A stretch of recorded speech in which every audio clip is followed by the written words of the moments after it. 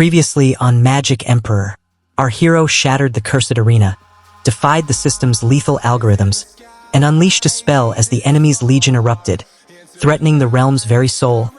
And now, the story continues. If the Luo guard falls, the empire crumbles and night swallows everything. The scene shows the looming courtyard of the Luo manor, shadows stretching over the guard's armor. Their presence keeps the house's enemies at bay. Losing them would open the doors to rival clans and let the heart demon mist take over. The tension spikes as the guard steps forward, eyes scanning the mist. Zhu's next move will decide if the guard survives. Zhu, a chained slave, yells at his captor, demanding freedom for himself and his brother. He points to the shackles, fists pounding the stone floor. The captor hesitates, unsure whether to obey or punish. A jeering bandit sneers, "Hey, stinky boy, do you believe I will open and hit your butt now? How dare you, slave dog?" The taunts rally the attackers, spurring them to charge. Zhu's jaw tightens. He refuses to be humiliated. The provocation pushes Zhu to the edge of his cultivation, forcing him to ignite the dormant magic within. This moment could turn the tide if Zhu can summon enough force. The ancient Zongmen formation flickers to life as Zhu chants. Zhu whispers the incantation, "Bloom." The stone glows, releasing a wave of Lingji spores that swirl into a shimmering barrier. The Zongmen array snaps shut, trapping the bandits in ghostly shackles. Zhui Yifan clenches his teeth as Sun Guanjia's bandits swarm the mist-shrouded Black Wind Forest.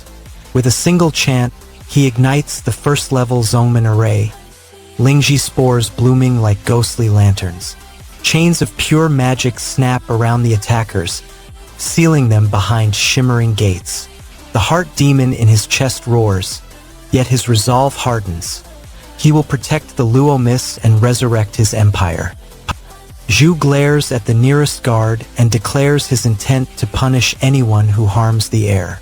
He steps forward, fists clenched, ready to strike. This promise matters because it raises the stakes. Any misstep could cost the heir's life. "I'll punish you." The tension spikes as the group hears distant rustling in the mist. Zhu raises his voice, confused, and asks why the young master won't go. He admits he's unfamiliar with the rugged terrain and can't watch over the child alone. His plea reveals his vulnerability and the stakes of keeping the heir safe. The guard looks at him, considering the risk of leaving the child unattended.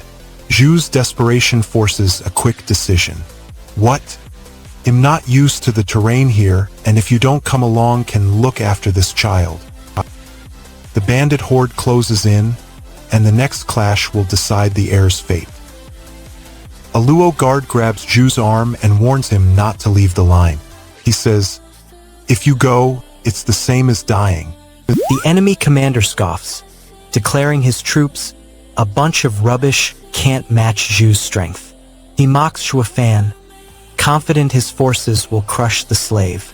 This taunt raises the stakes, pushing Zhu to prove his worth against superior numbers. The commander's pride may soon meet a harsh reality. Zhu closes his eyes, his aura flickering as he gathers Lingji spores. The surrounding mist swirls, forming faint glyphs that hint at a hidden formation. His hands move in precise patterns, preparing a defensive array despite his low rank. This visual signals the activation of an ancient technique. The array's power will soon be tested by the bandits. You watch the slave swaggering around the manor. Zhu walks past the servants with his chin lifted, acting like he owns the place. His new confidence irritates the Luo sister, who clenches her fists and orders the guards to curb his attitude. She whispers that he must be taught a lesson before his arrogance spreads. Zhu's behavior threatens the household hierarchy and could spark a rebellion among the staff. Zhu's defiance soon forces the Luo heir to intervene. Yunhai steps forward, eyes on Zhu. He admits that the slave disrespects the Luo family but also credits him for rescuing a trapped servant earlier. The evil quartet streams toward the bandits, their dark silhouettes growing. Zhu watches, eyes fixed on the formation. He signals the spirits to converge, forming a wall of dread. The bandits stumble, unable to advance. This moment shows Zhu's control over the summoned forces, turning the tide in his favor. His confidence rises as the enemy falters. Coming! Zhu prepares the final command to seal the array. Zhu raises his palm, shouting activate. The Zongmen array flares, binding the ghost gates together. Energy spirals, sealing the evil spirits within a glowing cage. The bandit force watches as their own attack turns into a trap. Zhu points to the hidden passage and orders the group forward. He says, "Follow me." Once they reach the inner chamber, he promises to teach them magic shackles and other spells once the enemies appear, stressing that the new spells let them control and kill foes. This moment marks the first step toward gaining the array's defensive power. "Follow me. We'll teach you magic shackles and other spells when they are here. You can control and kill them." The stunned guard now asks what the shackles actually do. A young guard reacts loudly, shouting, "What?" When Zhu mentions the magic shackles, the guard's outburst reveals his disbelief and fear of the unknown technique. The array pulses, ghost gates rise, Lingji spores flare, and the enemy forces become trapped in shimmering shackles.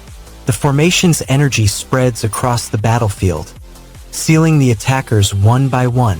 This moment marks the first successful use of the Zongmen array by Zhu and the Luo guards.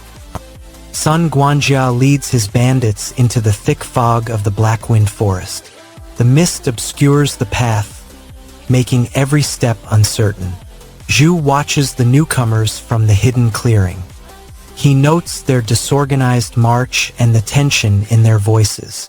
Their arrival forces the Luo guards to stay alert, because the forest could become a trap. Zhu prepares to react as the enemy draws nearer. Zhu raises his hand, murmuring an incantation. He activates a dormant rune on the ground, and a faint blue light spreads like veins through the soil. The air tingles as the first-level Zongmen array awakens, drawing Lingji spores into a swirling barrier. The bandits pause, eyes widening at the sudden magical display. Their formation cracks, and a few stumble back, caught in the array's ghostly shackles. This shows that even a low-born slave can wield powerful ancient magic. "Everyone, I've been waiting here for a long time." Zhu prepares his first array. "You think you can defy Sun Guanjia?" Sun snarls, pointing at Zhu. Sun Guanjia rides into the mist-shrouded clearing, blade drawn, as Zhu ignites the dormant Zongmen rune, unleashing a blue lattice of invisible strings that snap, bind, and shatter his attackers' weapons.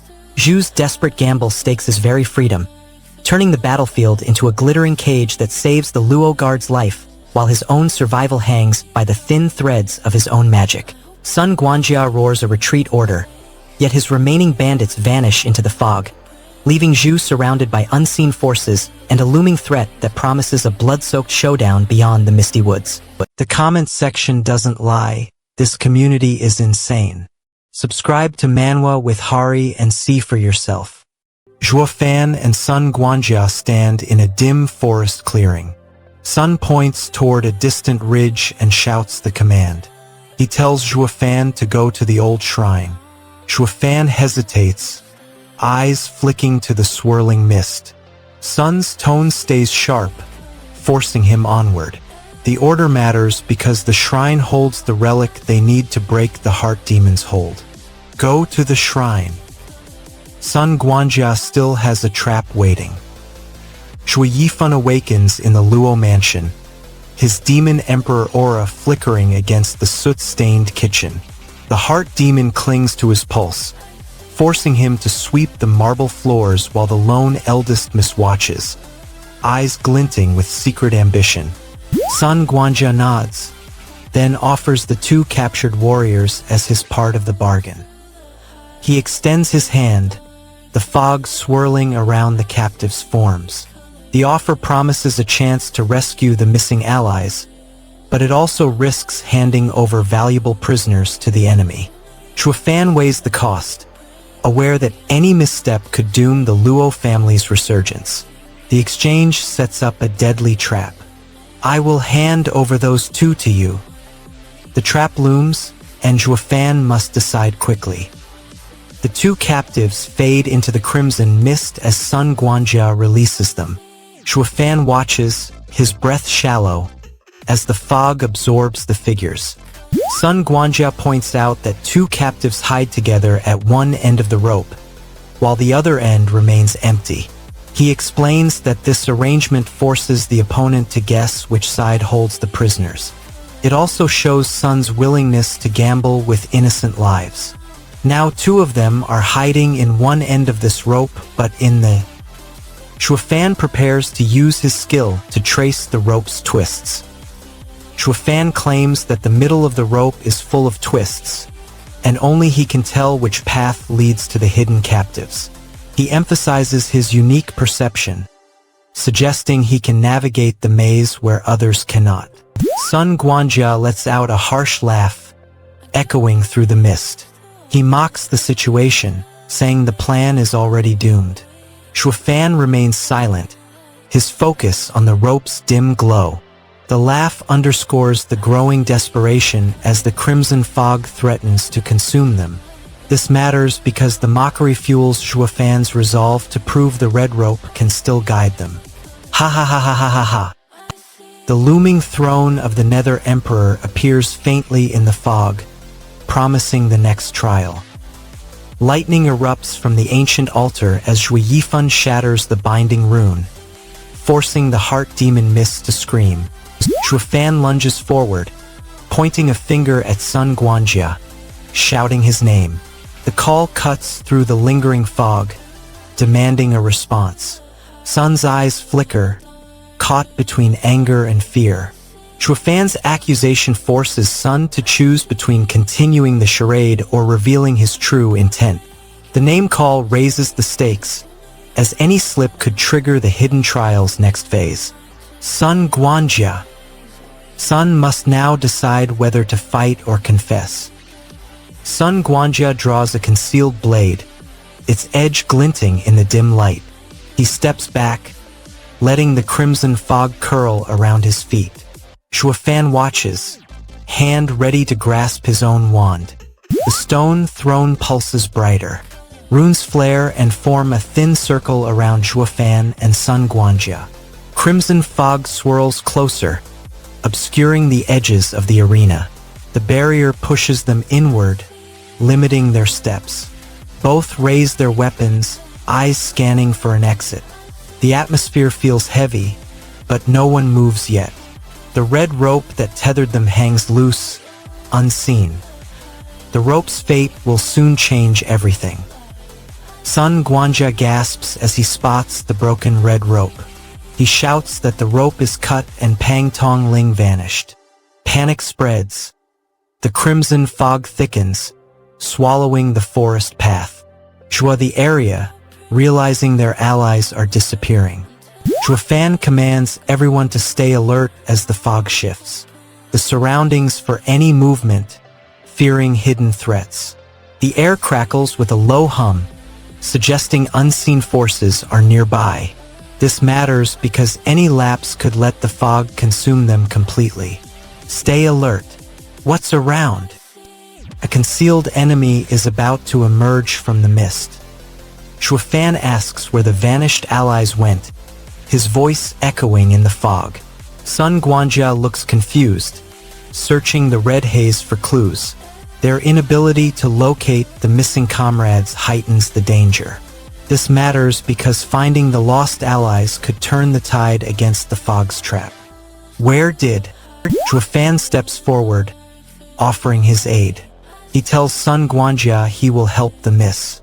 Sun Guanjia, distracted, shouts a command to read the comic quickly, a bizarre reminder of a previous encounter. Their brief exchange hints at a plan to use the sigil's power against the fog. The assistants may turn the tide in the sealed chamber. To help you, read the comic. Juefan prepares the sigil, hoping to break the mist. Juefan watches Sun Guanjia fidget with the glowing sigil. He asks what Sun Guanjia is doing. Sun Guanjia hesitates, then explains his intention to manipulate the fog. The question forces Sun Guanjia to reveal his hidden agenda. The silhouette solidifies into a towering figure shrouded in crimson fog. Its eyes flare, scanning Zhuofan and Sun Guanjia. The figure raises a massive hand, releasing a pulse of energy that ripples through the chamber. This matters because the true guardian of the inheritance trial has awakened. The awakened guardian now forces Zhuofan to face the trial's final test. Zhuofan steps onto the stone platform. Sun Guanjia follows, keeping close. The floor lights up with ancient runes, each symbol flashing in sequence. A low hum rises as a translucent barrier expands around them. The barrier pulses, marking the outer edge of the trial arena. The compartment slides open, revealing a small sealed box. Zhuofan lifts the lid and a bright shard erupts, humming with power. Sun Guanjia watches, his eyes widening at the sight. The shard pulses in sync with the crystal's glow above. This matters because the shard could be a trial artifact required to advance further. They must decide whether to take the shard. Zhuofan snatches the shard. The crystal's light spikes, opening another doorway deeper down. Sun Guanjia steps aside as Zhuofan slots the shard into a socket on the pedestal. The socket clicks, and a massive stone door slides aside, exposing a vast chamber. This matters because the chamber likely houses the Nether Emperor's throne. The camera pans across the throne hall. Dark clouds swirl above the stone seat. A massive silhouette steps out from the shadows, revealing the Nether Emperor's armored form. His eyes glow crimson, casting a harsh light on the floor. Ancient runes flare along the walls, reacting to his presence. Zhuofan and Sun Guanjia stare at the figure, their breath visible in the cold air. The Emperor's aura pulses, promising a deadly test. Zhuofan readies his magic as the Emperor watches. Zhuofan lunges forward, his hand crackling with arcane energy. He shouts a defiant curse at the looming ruler. The words cut through the hall, echoing off the stone. The crimson mist solidifies into a moving wall as Zhuofan channels magic. The hieroglyph ignites, and the Nether Emperor erupts from swirling clouds to claim the throne. Zhuofan stakes his very soul on the trial, his fury blazing while Sun Guanjia basks in contempt, both daring the Emperor's wrath in hopes of seizing the inheritance's power and preventing total annihilation. The vortex expands, black tendrils coil around the throne, and the Nether Emperor lifts his gauntlet fist, unleashing energy that threatens to tear the chamber apart, leaving every breath hanging on the brink of oblivion. Done. Subscribe to Manwa with Hari. You feel the world shatter as Zhuofan erupts with power. His aura cracks the sky, lightning tears the ground, and a massive shockwave flattens the nearby ruins. He looks at a shadowy figure and shouts, demanding identity. The figure remains silent, heightening the mystery.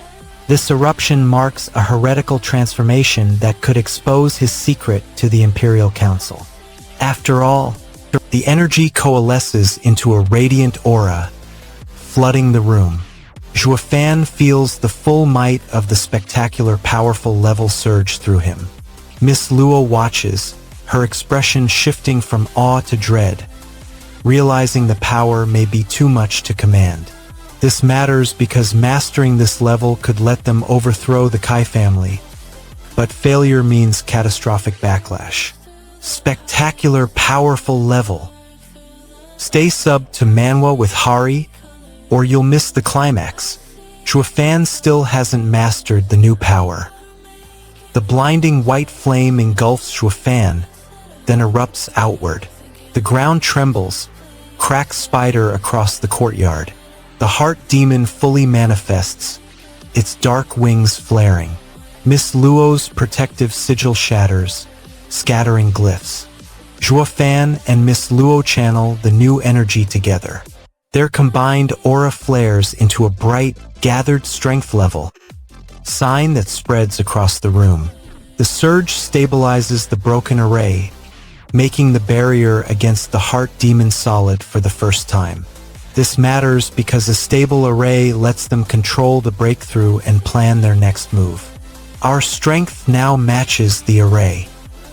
The heart demon snarls, ready to test the fresh shield. The scenes show the unified aura expanding, lighting the ceiling. The heart demon recoils, its dark form shrinking under the bright force. Cracks appear in the floor but quickly seal as the aura seals them. Shuofan steps away from the array, muttering that he just checked whether the Sungwanja guards were dead. He sighs in relief, noting no one escaped the recent raid. This matters because confirming the guard's status clears the path for their next move on the Kai family. Just went to see if Sungwanja are dead. The next step is Miss Luo's covert operation against the Kai clan. The fog that shielded their array disappears, leaving a thin, empty sky. Miss the horizon, her eyes narrowing at the sudden clarity. Shuofan steps forward, his hand hovering over the glowing core. He spots a faint crack spreading across the rune circle. The scene shows Shuofan's cultivation aura flickering erratically, the surrounding fog thinning to a thin veil. His hands grip the rune-infused staff tighter, beads of sweat forming on his forehead. The visual cue signals that the array's core is on the brink of failure, and any misstep could cost them the mission. This visual warning pushes him to reinforce his shield. The next scene promises a sudden surge of power. Shuofan mutters about Zhao Zheng's loyalty, lamenting that if his old master had such devotion, he wouldn't be trapped as a housekeeper. He compares his current plight to past betrayals, reinforcing his determination to break free. Shuofan thanks a divine blessing and declares that Miss Luo's household now wields his demonic power. Miss Luo smiles, nods, and accepts the boost. Their alliance strengthens, giving them enough force to challenge rival clans.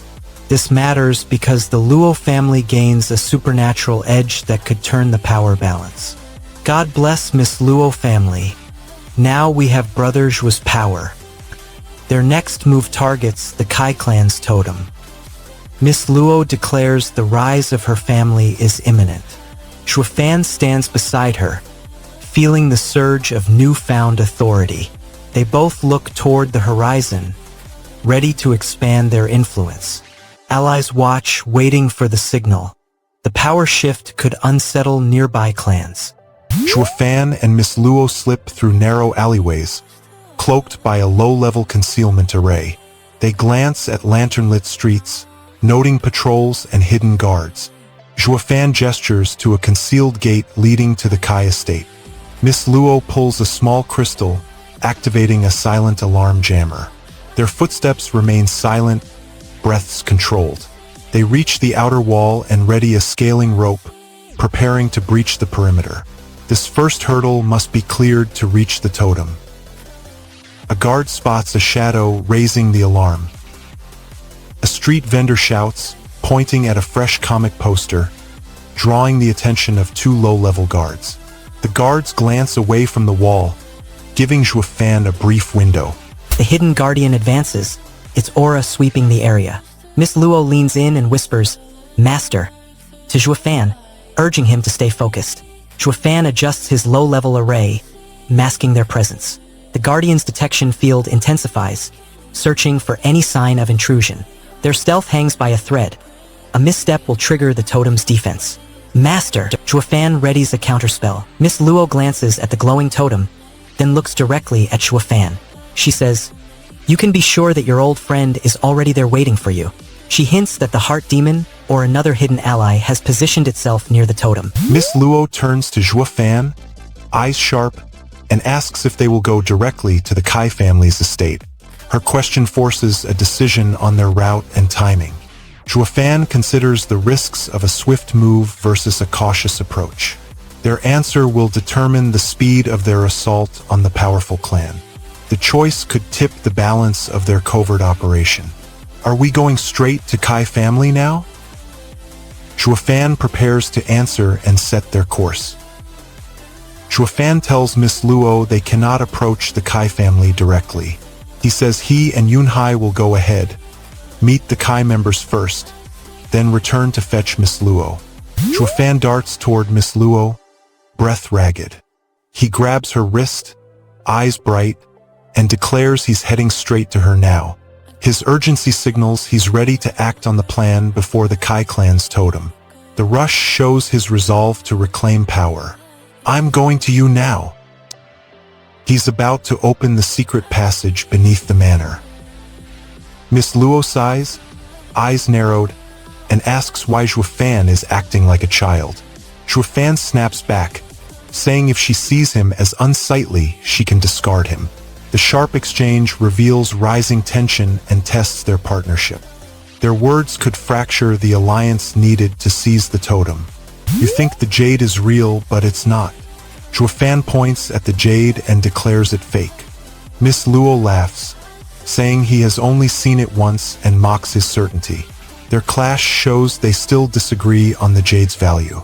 The Jade is key to powering their upcoming assault on the Kai clan, so the argument could stall their plan. And know that your Jade is fake. Ha ha ha. You've only seen it once. Fan ramps up his doubts in the next beat. Fan continues his barrage, accusing Miss Luo of claiming she can spot a fake Jade. He calls her claim ridiculous, demanding proof. Fan corners Miss Luo, demanding she prove the Jade's authenticity, and the confrontation erupts into a battle of accusations that could shatter their fragile alliance. Miss Luo's confidence teeters on a knife edge as she risks exposing her secret Jade reading skill, a revelation that could grant her power or cost her the trust of the man she's bargaining with. The Jade glints ominously, its truth concealed, leaving Fan's demand hanging in the air and forcing viewers to wonder whether Miss Luo will unveil the stone's secret before their plan collapses. Imagine knowing exactly what happens before your friends do. Subscribe to Manwa with Hari and be the one with the answers. You watch the Jade crack, exposing a cursed secret that could topple the Empire. The Jade fragments fall, revealing a cheap replica inside. Miss declares the Jade is fake, and the crowd sees her right. The truth undermines the merchant's reputation and threatens the deal. The broken piece glints, hinting at a hidden poison ink. Tension rises as everyone looks for proof. That Jade is fake, just as I said. Kid steps forward, claiming he can prove the Jade is counterfeit. Kid steps forward, eyes narrowed, and says he can prove the Jade is fake. Miss eyes Kid, skeptical, and waits for his evidence. Kid pulls a small vial, pours liquid onto the Jade shard. Kid grins, excitement flashing across his face. "All right, let's try it," he shouts, grabbing the vial. He pours a larger splash onto the Jade shard. The liquid swirls, and the Jade cracks, then melts into a dark puddle. The onlookers gasp as the stone disintegrates before their eyes. The fake Jade's destruction leaves no doubt about its authenticity. "All right, let's try it." The Jade's destruction shocks everyone. You watch the Jade crumble into sludge before your eyes. Miss gasps, "What? How could this happen?" The crowd erupts, some shouting. The merchant stammers, realizing his fraud is exposed. This moment proves the Jade is counterfeit, threatening the merchant's reputation and the upcoming deal. Yifan slams his fists against the ancient stone table, demanding the heart demon Miss reveal the sealed contract. The Miss lifts her veil, eyes flickering with crimson fire, and whispers that the Luo clan's downfall hinges on a rune. Yifan snarls, summons a lingering demonic aura, and shatters the seal, unleashing a vortex that threatens to devour the manor's foundations. The merchant tries to shift blame, saying the young masters are clever, but the lady already knows the Jade is fake. He admits he can't prove its authenticity. The crowd murmurs, unsure who to trust. This matters because the merchant's inability to validate the stone weakens his claim. The merchant stands with empty hands, his pouch now void of spiritual stones. The crowd murmurs, some whispering about the unfair turn. Lao Pang reappears, eyes scanning the room, ready to enforce order. The strange woman watches, a faint smile curling her lips. This sets the stage for a hidden agenda to surface. The next scene hints at the strange woman revealing a secret weapon. The kid grabs the jade, puts it in his mouth, and immediately spits it out, exclaiming, "Wei." Li Jun watches, eyebrows raised. The crowd murmurs, sensing something off. The taste confirms the stone is fake, reinforcing the merchant's claim of a scam. Li Jun lifts the jade, turning it over his palm. The stone catches the lantern light, revealing faint cracks. The merchant watches anxiously, his fingers twitching. The crowd leans forward, eyes fixed on the gem. A faint ripple of magic pulses from the stone, hinting at hidden power. This moment shows Li Jun testing the jade's authenticity before deciding his next move.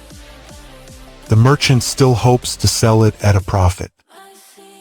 The merchant grins, shrugging as he replies, "Even fake, it's still somewhat useful." He adds, "In my hand, maybe I can sell it for a higher price." He gestures toward the jade, hoping the crowd will see value despite its falsehood. The merchant slams his fist on the table. He yells that the kid ruined his trade.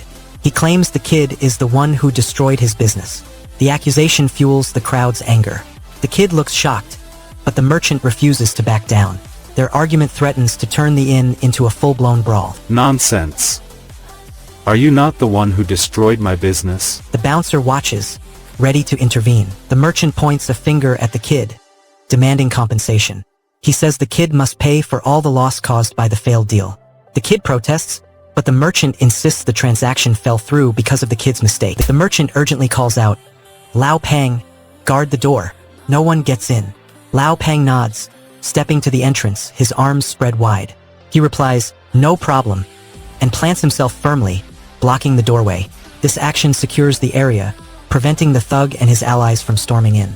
It matters because the kid and the jade are safe only if the entrance stays shut. No problem. With the door held, the thug's next move could turn violent. The kid gasps, "Aye!" as the jade flashes a bright light. The sudden glow catches everyone's attention, momentarily freezing the fight. The light hints at hidden power within the jade, raising the stakes. Chui Yifan lifts the vial, his fingers trembling. The heart demon coils around Miss Luo's wrist, eyes flickering red. Miss Luo watches the glass with a mix of curiosity and fear. Shua's breath steadies as he prepares to break the seal. The room feels tense, each character aware that opening the vial could change their fate. He finally breaks the seal, ready to reveal what's inside. Shui Yifan cracks the seal and a faint glow spills out. He holds the glowing liquid up and declares, "This is the fairy blood." The amber-red fluid swirls, hinting at ancient power. This matters because fairy blood is known to grant near-emperor cultivation in a single sip. A figure named Xiao steps into the room, eyes fixed on Shui Yifan. Xiao's entrance suggests a new challenger or ally appears on the scene. This matters because Xiao's motives could either aid or obstruct Shui Yifan's plans for the fairy blood. Shui Yifan readies himself for the confrontation with Xiao. Shui Yifan stands in the Luo Manor's study. A servant named Rong brings a small porcelain jar labeled Rong. Shui Yifan takes the jar, eyes the swirling liquid inside. He recognizes it as the fairy blood rumored to grant near-emperor power. Acquiring the blood gives him a direct path to the strength he seeks. He pockets the vial, planning its use. Shui Yifan shatters the porcelain jar, gulping the violet fairy blood as crimson seals flare, his demonic aura exploding and his body swelling with raw power. He feels the intoxicating surge of demonic might, knowing the newfound strength could eclipse every emperor. Yet the gamble risks his humanity and draws the wrath of unseen heavenly forces. As the manor trembles, Xiao watches, his gaze cold, hinting at a hidden agenda that could either crown Yifan as a god king or plunge them both into catastrophic ruin. Wrap it up and hit the sub button. Manwa with Hari, out. She bleeds out, clutching fairy blood, her last chance to survive the cursed ritual. Xian watches the wounded girl, his eyes sharp. Yu Laibao steps forward, urging the blood to flow onto the altar. The girl's veins glow red as fresh blood drips onto the stone. They need the blood to start the bloody baby cultivation. If the flow stops, the ritual fails and the girl dies. Next, Exion explains for the ritual. Exion steps to the altar and raises his hand. He declares the first rule of the bloody baby rite. Everyone must drip fresh blood onto the stone, matching the fairy's crimson hue. He points at the girl, demanding constant flow. Exion's hand trembles over the rune, his pulse racing. He watches the fairy blood swirl, noticing it darken with each heartbeat. A cold dread settles in his gut as he realizes the ritual may cost his own life. He whispers that pressing onward could jeopardize his existence, fearing the magic will consume him. The altar hums louder, matching his anxiety. It is not good if I continue. Afraid it endangers my life. Stay sub to Manwa with Hari, or you'll miss the climax. As Ulibao prepares to decide, you feel the weight of possible death pressing on you. Exion stares at the dwindling crimson pool, his breath shallow. Shui Yifan lifts his bruised arm, the scar glinting in the dim light. He declares that the blood sacrifice hasn't finished him. The holy sigil above the altar shudders, still humming with power. The dark silhouette lunges, but the ritual's core remains intact. His survival shocks the attackers, proving the blood rite still has a chance to complete. But now I'm not dead yet. He then scoffs at the defenders and calls out his true purpose. Shui Yifan throws his head back, laughing at the feeble guard spells. He curses the defensive wards, calling them worthless.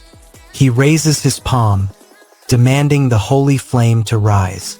The altar cracks, releasing a surge of raw energy. A young servant in the Luo household spots the sudden glow and yells for everyone to look at the strange scene, urging them to treat it like a comic for distraction. Her voice cuts through the tension as she shouts, "Quick! Read the comic, quick!" The others pause, half laughing, half confused, buying a brief moment of levity. This comic relief masks the looming danger and gives Shui Yifan a chance to act unnoticed. "Quick! Read the comic, quick!" But the awakened guardian now stalks the hall, ready to attack. The crystal's activation awakens a stone guardian hidden in the hallway. The guardian lurches forward, its eyes glowing crimson. A protective barrier reassembles around Shui Yifan, made of solidified blood energy. He reaches for the sealed scroll hidden behind the tapestry, pulling it free.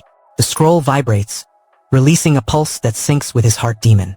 The pulse triggers a dormant sigil on his forearm, illuminating the path forward. This sigil confirms the holy book is nearly whole. Now the sigil guides him toward the next decisive move. The sigil points toward the looming threat of the Kai family's ambush. Shui Yifan grins, then declares that implanting the bloody baby is unexpectedly simple. He explains that because he now carries the bloody baby, the cultivation method becomes straightforward. The Luo lady and the master linger by the clearing, arms crossed, eyes fixed on the path. Their waiting stretches into an uncomfortable silence. Shui Yifan finally steps forward, blood still clinging to his sleeves. The lady turns sharp, asking why he never investigated what she did inside for 10 days. The master watches, waiting for a response that could shift their fragile alliance. This question forces Zhua to reveal his priorities to the Luo family.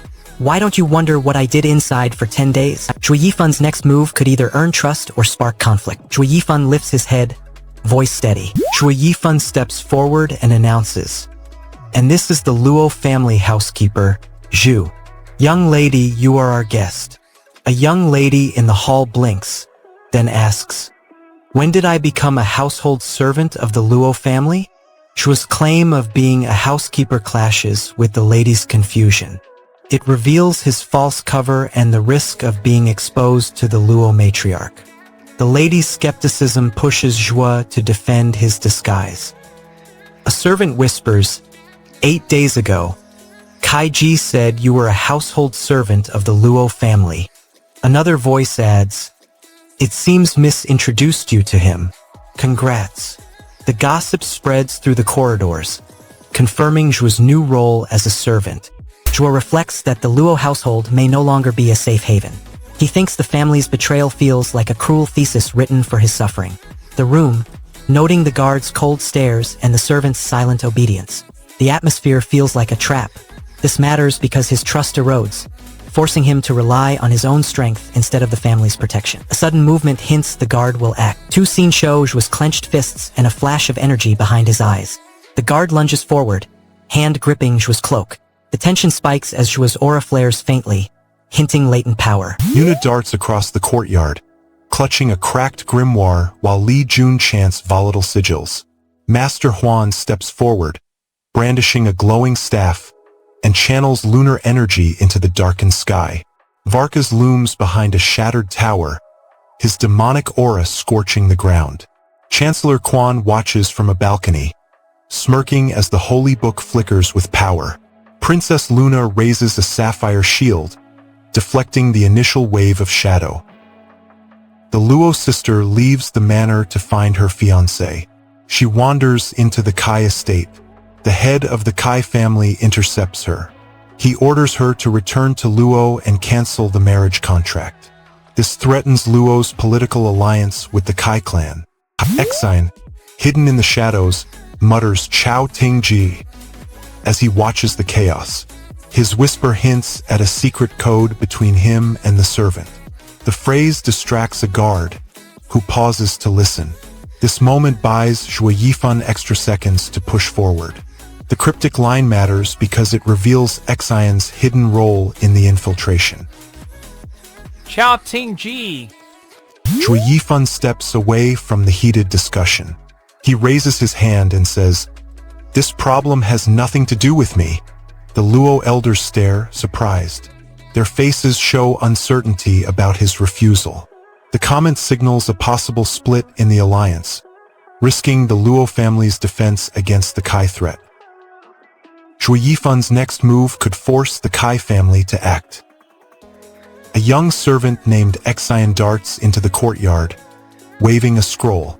He shouts, "Look! Look at the picture." The scroll shows an old painting of the Luo and Kai families joining in a grand banquet. The image reminds everyone of the historic pact. Li Jun slams his palm into the altar, blood splattering the ancient grimoire as he merges fairy essence into his veins. The ritual summons a crimson vortex, tearing the holy book from its stone pedestal. Varka's dark legion erupts, but Jun, flanked by Yuna and Master Huan, unleashes a thunderous spell that shatters the Demon Emperor's shield. Indy folds her arms, voice trembling, and asks what she should do now. She looks to Zhuo Yifan for guidance, wondering how to handle the Luo family turmoil. Her question forces Zhuo Yifan to consider his role as both protector and housekeeper. The decision will shape the family's survival firmly. Zhuo Yifan channels the holy book, unleashing a crimson vortex that tears through the barrier, slashing the dark silhouettes and reshaping the battlefield. Indy's trembling plea forces Zhuo Yifan to confront his duty, while Exine kneels in blood-soaked desperation, risking everything to protect the fragile peace. With the crimson vortex still raging, a shadowed army breaches the shattered barrier, and the lead cursed attacker brandishes a blade that promises a deadly revelation. Your boss doesn't need to know you're watching this. Subscribe to Manwa with Hari. The Emperor's power cracks the world, and the kingdom crumbles in his fist. Jin Wu, now a magic emperor, steps into the Luo estate courtyard. His aura shatters nearby stones. A child his own age watches, jaw dropped. The boy is the narrator's peer, seeing Jinwu's raw force. Jinwu's presence alone scares the servants and intrigues the Luo family. This glimpse hints why the declining clan needs his power. The courtyard's silence hides a looming challenger. Jinwu lifts a stone pillar with one hand, then cracks it into shards that float like paper. He bends fire into a phoenix shape, then releases it, scorching a distant wall. The onlookers gasp, their faces reflecting awe and fear. Shuofan steps down from the balcony, his eyes still on the girl. He realizes the suffering she endures mirrors the agony he has felt for centuries. Yet, the sight of her fear does not ignite his own heart's pain. Instead, a cold resolve hardens, as if his demon heart has been steadied. The true owner of his body steps forward. Seeing this, I have no reason to feel heart pain. A sudden flash of light erupts from the ancient altar behind Shuofan. The air vibrates as a translucent figure emerges, pointing at him. It can only be linked with the former owner of this body. Luo Yunshang clenches his fists, his voice trembling. He turns to the patriarch and asks bluntly what he wants. showing his confusion and fear. The question forces the patriarch to reveal his true intentions, pushing the confrontation toward a dangerous bargain. This matters because the answer will set the terms that could either save or doom the Luo heirs. You?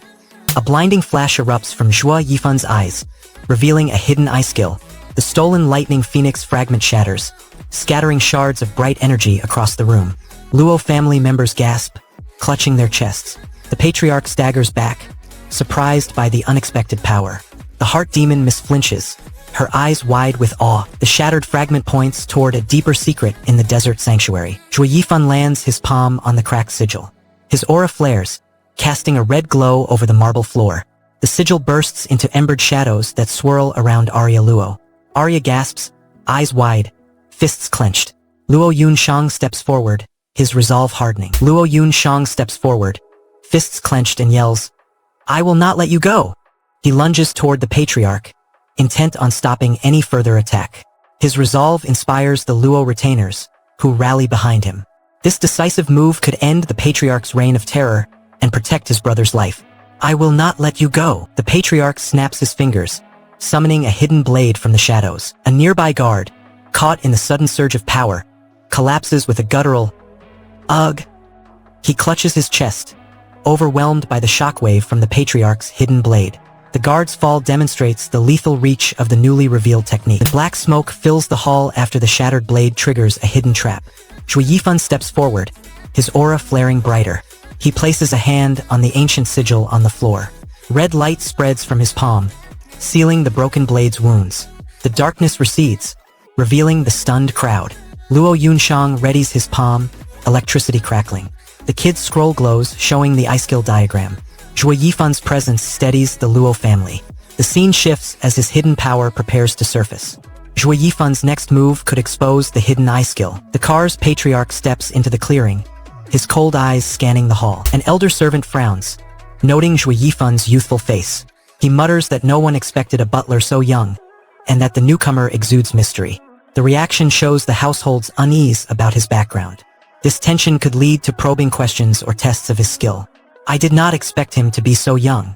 He is mysterious." Their doubts push the patriarch to demand proof of his abilities. A jade lantern flickers in the dim hall as Kai patriarch corners Luo Yun, demanding his knee and brandishing a blade over his brother's throat. Zhuo Fan strides forward, eyes blazing, and unleashes a burst of demonic aura that shatters the patriarch's guard. Zhuo Yifan steps into the courtyard, eyes fixed on the Kai patriarch. He calls out the family's false kindness, saying they only pretend to be good to us. The patriarch glowers, but Zhuo Yifan's words cut through the crowd. The accusation reveals their hidden cruelty, raising the stakes for the Luo clan. "Also done pretend to be good to us." The patriarch's next move could decide the duel's outcome. An elderly Kai member steps forward, his voice low and steady. He tells the gathered crowd that today he will explain the entire situation. He stresses he will not exploit anyone, only offer a clear choice. The crowd leans in, waiting for the details. The patriarch gasps, struggling to gather his chi after the blast. He mutters that gathering his power is difficult now. He then sneers, telling Zhuo Yifan he's lucky to survive his attack. The insult fuels Zhuo's resolve, and the crowd watches the rivalry heat up. Zhuo Yifan readies his final move, eyes locked on the weakened patriarch. "It's hard for me to gather my chi first. You're lucky enough you survived from my attack." Zhuo Yifan steps forward after the shattered barrier. He looks at the stunned crowd and declares he never trusted luck, only his own strength. His words cut through the murmurs, showing he relies on power, not chance. The arena fills with dust as Zhuo Yifan's spear crackles with blue energy. The patriarch's shield glows under the impact, then flickers. Sparks rain down, illuminating the stunned faces of onlookers. The visual shows the raw power Zhuo Yifan now wields, hinting at his hidden cultivation. This display forces the Kai clan to reconsider their advantage. Zhuo Yifan lifts his spear high, shouts, "Let's go," and charges at the Kai patriarch. He drives the weapon forward, aiming for the shield. The charge shows his resolve to end the standoff by force. This aggressive move puts the patriarch on the defensive and escalates the duel in the arena. "Let's go." Lord Quan slides a sealed scroll across the table. He points at the map showing the Luo estate. The Kai patriarch nods, his hand trembling. The cloaked figure lifts a dark blade, its edge glinting. He steps toward the window, looking out at the moonlit hills. The group seals their pact with a blood oath. This cements their plan to strike Shui Yifan before he regains power. Shui Yifan's instincts warn him that danger approaches. Lord Quan rises, then dispatches a swift rider to the northern outpost. The Kai patriarch whispers a secret code to a hidden servant, who slips away into the shadows. A cloaked enforcer brandishes a dark blade, draws a crimson sigil, and vows deadly retribution for offending the 7 imperial family, while Lord Quan slides a sealed scroll mapping an assault on the Luo estate. Luo Yunshang risks his reputation by begging to release the captured mercenaries, forcing the Kai patriarch to betray caution, while the nobles stare at the looming threat that shatters their fragile security. A hidden servant vanishes after hearing the Kai patriarch's whispered code, and the cloaked figure's crimson sigil glows ominously, leaving everyone to wonder if Shui Yifan falls and the Luo estate endures the imminent attack. The community is growing every single day. Join the Manwa with Hari family and subscribe now. The 7 Empire family hunts us. One wrong step guarantees instant death. Shui Yifan and his companions slip into the Qianlong pavilion. They scan the marble floor, noting the ornate official utensils displayed. The guards' eyes flicker, confirming the place is a high-security treasury. Their presence triggers a silent alarm, forcing them to move quickly before the 7 families catch them. The tension spikes as the pavilion's doors loom ahead. Shui Yifan now faces the stern guards at the pavilion entrance. 2 elite guards step forward, spears pointed at Shui Yifan's group. The lead guard shouts a warning. Shui Yifan raises his hand, signaling his team to hold. The companions lower weapons, trying to appear non-threatening. The group acknowledges that no matter how strong they feel, they remain ordinary secular families. Shui Yifan recalls the early days of Tianyu Empire when 7 ministers earned special consent from the imperial family, allowing them to rival the ruling house. That precedent proves powerful families can rise against the empire's core. The memory fuels their resolve to challenge the 7 empire families' dominance. Shui Yifan plans to cite that historical right in the upcoming talks. The discussion turns to the 7 empire families' current reach. Shui Yifan notes they control territories larger than any other clan and wield power that eclipses the surrounding families. This dominance means any alliance or opposition must consider their influence. Shui Yifan turns to his allies, eyes wide. He asks, "How can this happen? We accidentally offended the 7 family." The question hangs as the pavilion's guards stare. His voice shows panic because offending the 7 families could mean immediate retaliation. The confusion reveals their lack of knowledge about the delicate political balance. Their mistake could cost them their mission. How can this happen? We accidentally offended the 7 family. They must now figure out who really holds the grudge. A stern-looking companion steps forward, gripping Shui Yifan's arm. He says, "Shui Yifan, let's go. We must apologize to Miss Sunday." The order cuts through the tension, indicating that Miss Sun holds sway over the pavilion's affairs. A young woman pleads, saying she doesn't mind becoming Shui Yifan's sister-in-law if he helps them again. Her request shows desperation and willingness to forge bonds for survival. Shui Yifan's companion, Yun Hai, cuts her off sharply, demanding silence. This clash underlines the fragile trust among the group and foreshadows a possible rift. "Even I do not mind you become my brother-in-law, so please save us once more. Yun Hai, shut your mouth and don't talk nonsense." The argument threatens to split the party just as the 7 families' envoy arrives. Shui Yifan asks the group if any member of the 7 families is still present in the hall. The question hangs in the quiet room.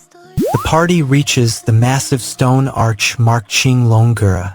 Shui Yifan steps forward, leading the line.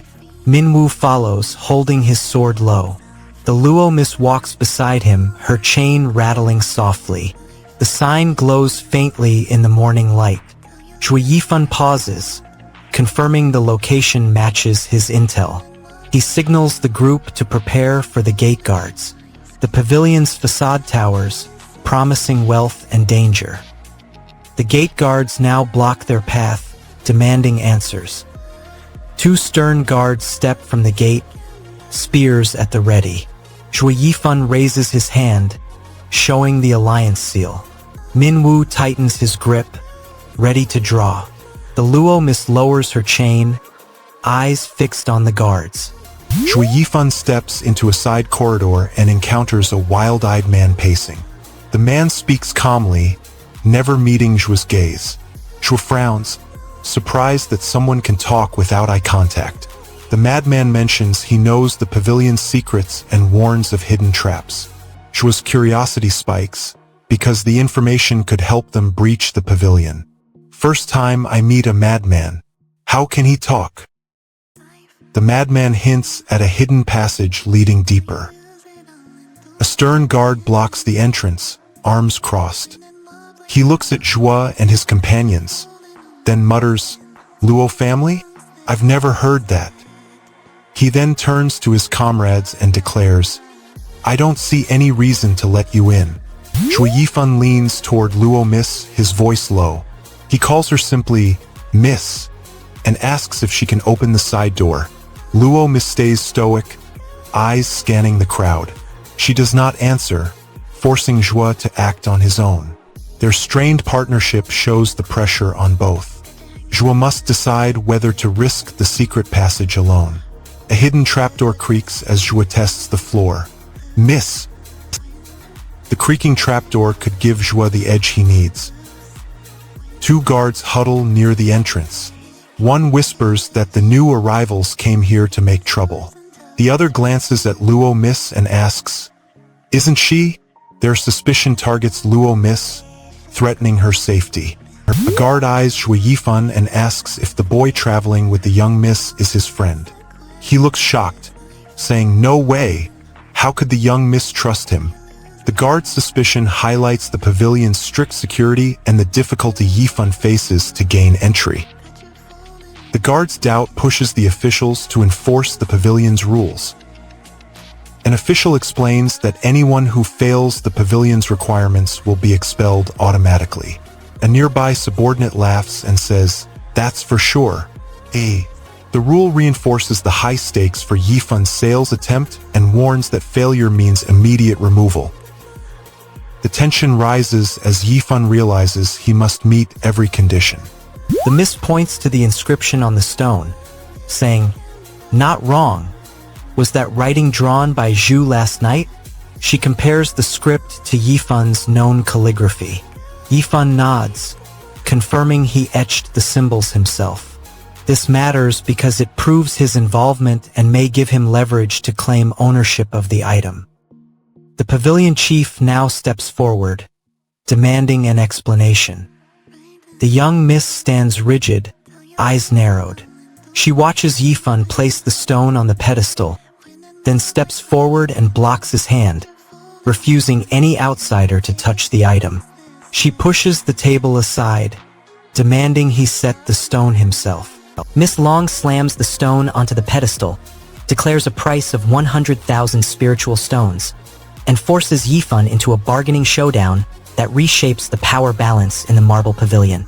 Yifan feels his hope evaporate as the astronomical demand dwarfs his dwindling reserves, exposing the fragile line between pride and desperation that could shatter his ambitions and his family's future. A silent guard watches. Miss Long turns away, and the marble floor glimmers with unanswered tension, leaving Yifan staring at an impossible choice that could either secure his legacy or seal his ruin. A true mastermind doesn't need to lift a finger. Subscribe to Manwa with Hari. The priceless formation sketch costs, but betrayal cuts deeper than any price. Miss Long steps forward, eyes cold. She declares she isn't sincere about the deal. She tells Zhuo to end the negotiation immediately. Her words raise the tension, showing she won't bargain for the diagram. The standoff threatens the Luo family's chance to secure the powerful formation. Both clutch the parchment, feeling the weight of history. The room feels like a courtroom, each waiting for the other to move. I'm not sincere. Let's stop this business. Chua still holds the hand-drawn formation diagram. Chua watches Miss Long's expression shift. The paper with the formation drawing rests on the table. Chua orders Miss Long to return the formation sketch immediately. He states the price at 300,000, emphasizing the sum's enormity. The demand forces the Luo family to consider a staggering payment, highlighting the financial burden of acquiring such a rare array. Their reaction will determine whether the Luos can afford the power they seek. Hurry! Give it back to me. Miss Long, this formation is most at dot. Miss Long reaches for the silver, while Joe watches from the doorway. Chua claims that only within the Tianyu Empire can such a formation be purchased, underscoring its exclusivity. Miss Long warns that no other offer matches this deal, reinforcing the rarity and urgency. Chua pulls the sketch from his desk and runs a quick scan over its symbols. He studies the formation while Miss Long steps in, eyes sharp. She reaches for the paper and demands it back, insisting the diagram belongs to the Luo clan. The tension rises as the ownership of the valuable formation hangs in the balance. This matters because losing the sketch could cost the family its bargaining chip. Please give back that sketch to me. Chua must decide whether to hand it over. Chua raises his voice to calm Miss Long. He swears the Qianlong Pavilion's name is solid and their reputation is untarnished. Chua orders everyone to stay put, telling them to wait while he arranges the next move. Miss Long, uneasy, asks whether they have unintentionally insulted the Qianlong Pavilion. This matters because offending the pavilion could bring severe retaliation. All right, wait here. Did we offend the Qianlong Pavilion? The answer will decide if the Luo family can safely approach the pavilion's master. The group arrives at the massive stone doors of the Qianlong Pavilion. Chua steps forward, hand hovering over the cold iron handle. Miss Long watches the towering gates, eyes flicking to the ornate insignia. The air feels heavier, as if the building itself judges their purpose. Miss Long turns to Chua, eyeing his unfamiliar attire. She asks directly, "Are you the new butler?" Chua pauses, then nods, confirming his position. The question establishes his employment under the Luo household. It also hints that Chua's presence is unexpected, stirring curiosity among the family members about how a powerful cultivator became a servant. Are you the new butler? Chua then reveals his family background, prompting another question. Miss Long follows up, asking, "Are you from the Luo family?" Chua replies simply, "Yes." The answer confirms that Chua claims Luo lineage, though his true heritage is the demonic emperor. This claim masks his real identity, allowing him to stay hidden while serving the family. You watch Chua stare at the ancient formation sketch, his eyes widening. He mutters, surprised, that he didn't expect the Luo family to possess such a rare array. The Luo elders glance at each other, realizing the hidden power could change their fate. Chua's comment signals that the formation is far beyond ordinary tools, raising the stakes for the Luo clan's survival. I don't expect the Luo family to have something like this. Ju now pushes for a higher price. Chua leans forward, voice booming across the hall. He demands an astronomical sum, shouting that the array should fetch 18 million copper coins. The room falls silent. The Luo emissary gapes, unable to process the number. Chua Fan shouts toward a young boy nearby, calling him, "Hey kid." He adds that the old man will warn them soon.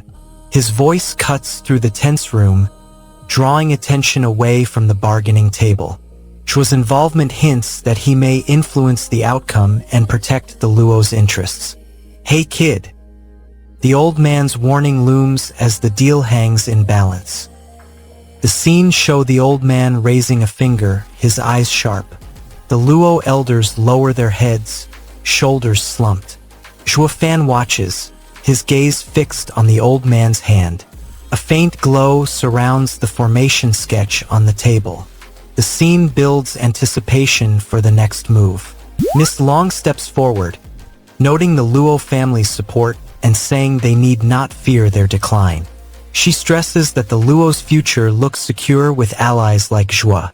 Zhua then turns to Jiu, demanding to know Jiu's true condition beyond just selling the array. This exchange forces both sides to lay out their motives. Interesting Luo family, supported by you.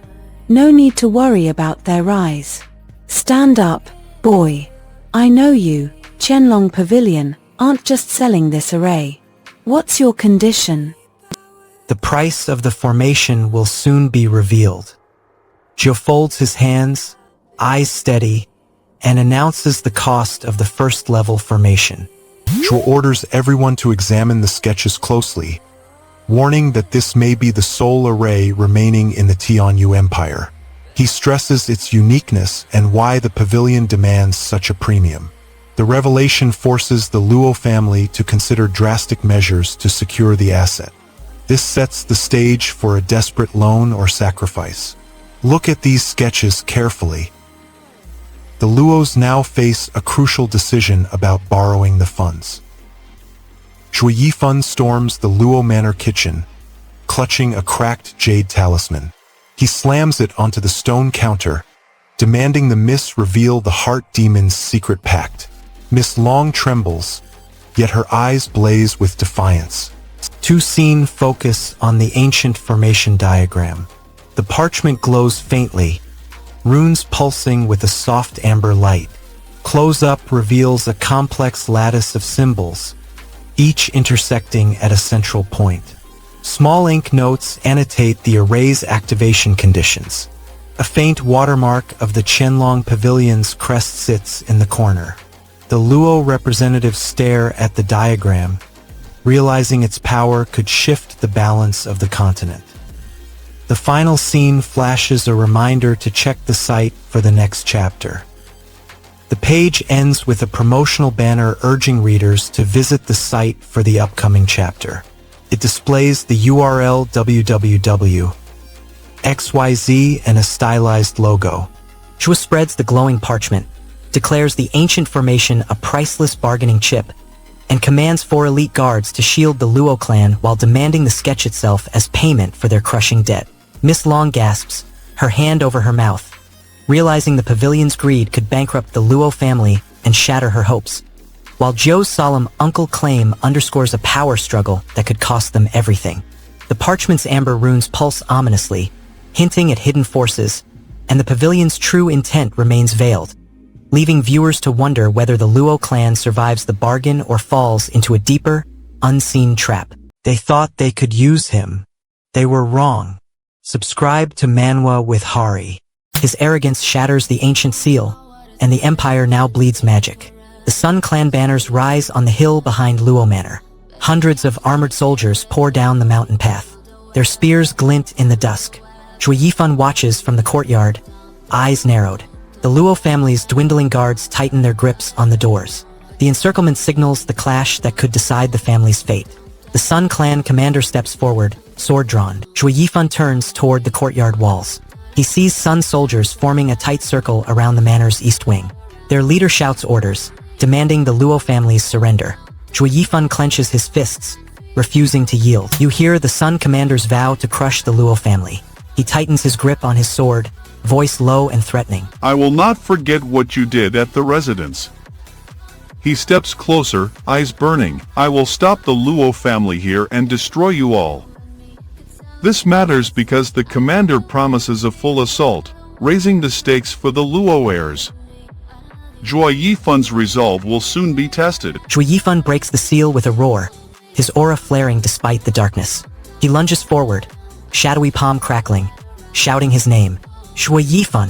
He charges at the Sun commander, ready to end the threat. Zhui Yifan raises his voice, saying he seeks justice for his cousin and will not involve the Luo family further.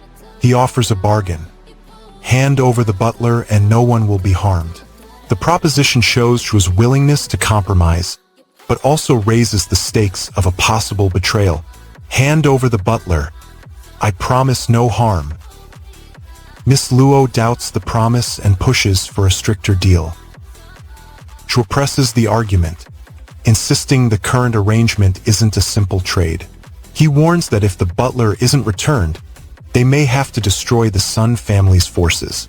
This threat escalates the conflict, turning a negotiation into a potential war. Cousin, this isn't our deal. A Sun minister explains the deep ties between the Sun clan and the Seven family, noting that even the head of the Kai house shows great respect toward the Luo miss. The comment underscores political leverage the Sun family wields across the Seven families. It hints that the Luo miss may be a pawn in a larger scheme, and that allies could turn against her. Even the Kai head respects that girl.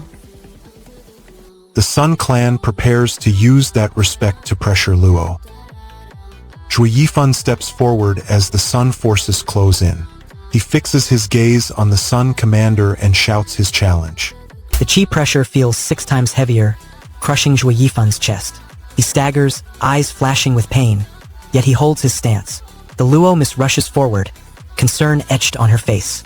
She places a hand on his arm, whispering urgently, "Zhui Yifan, are you all right?" Zhui Yifan nods, refusing to admit weakness. The heavy pressure threatens to seal his chi, but his resolve sharpens. His endurance signals that the battle will not end with a simple strike. He steadies himself, ready to unleash his next move. Zhui Yifan's shadow palm erupts, a wave of black energy surging forward. The Sun commander watches, eyes narrowed, as the blast sweeps across the courtyard. Zhui Yifan feels his sealed chi tremble.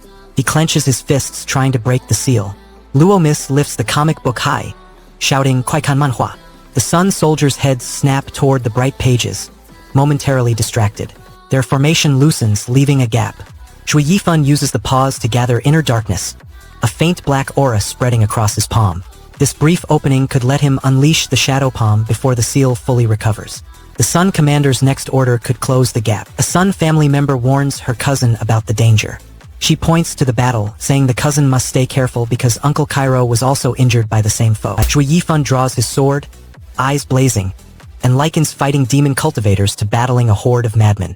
He stresses that each clash feels chaotic, with no rules governing their ferocity. The comparison underscores the peril of confronting such foes, as even seasoned warriors struggle to maintain order. This warning signals that the upcoming battle may descend into madness.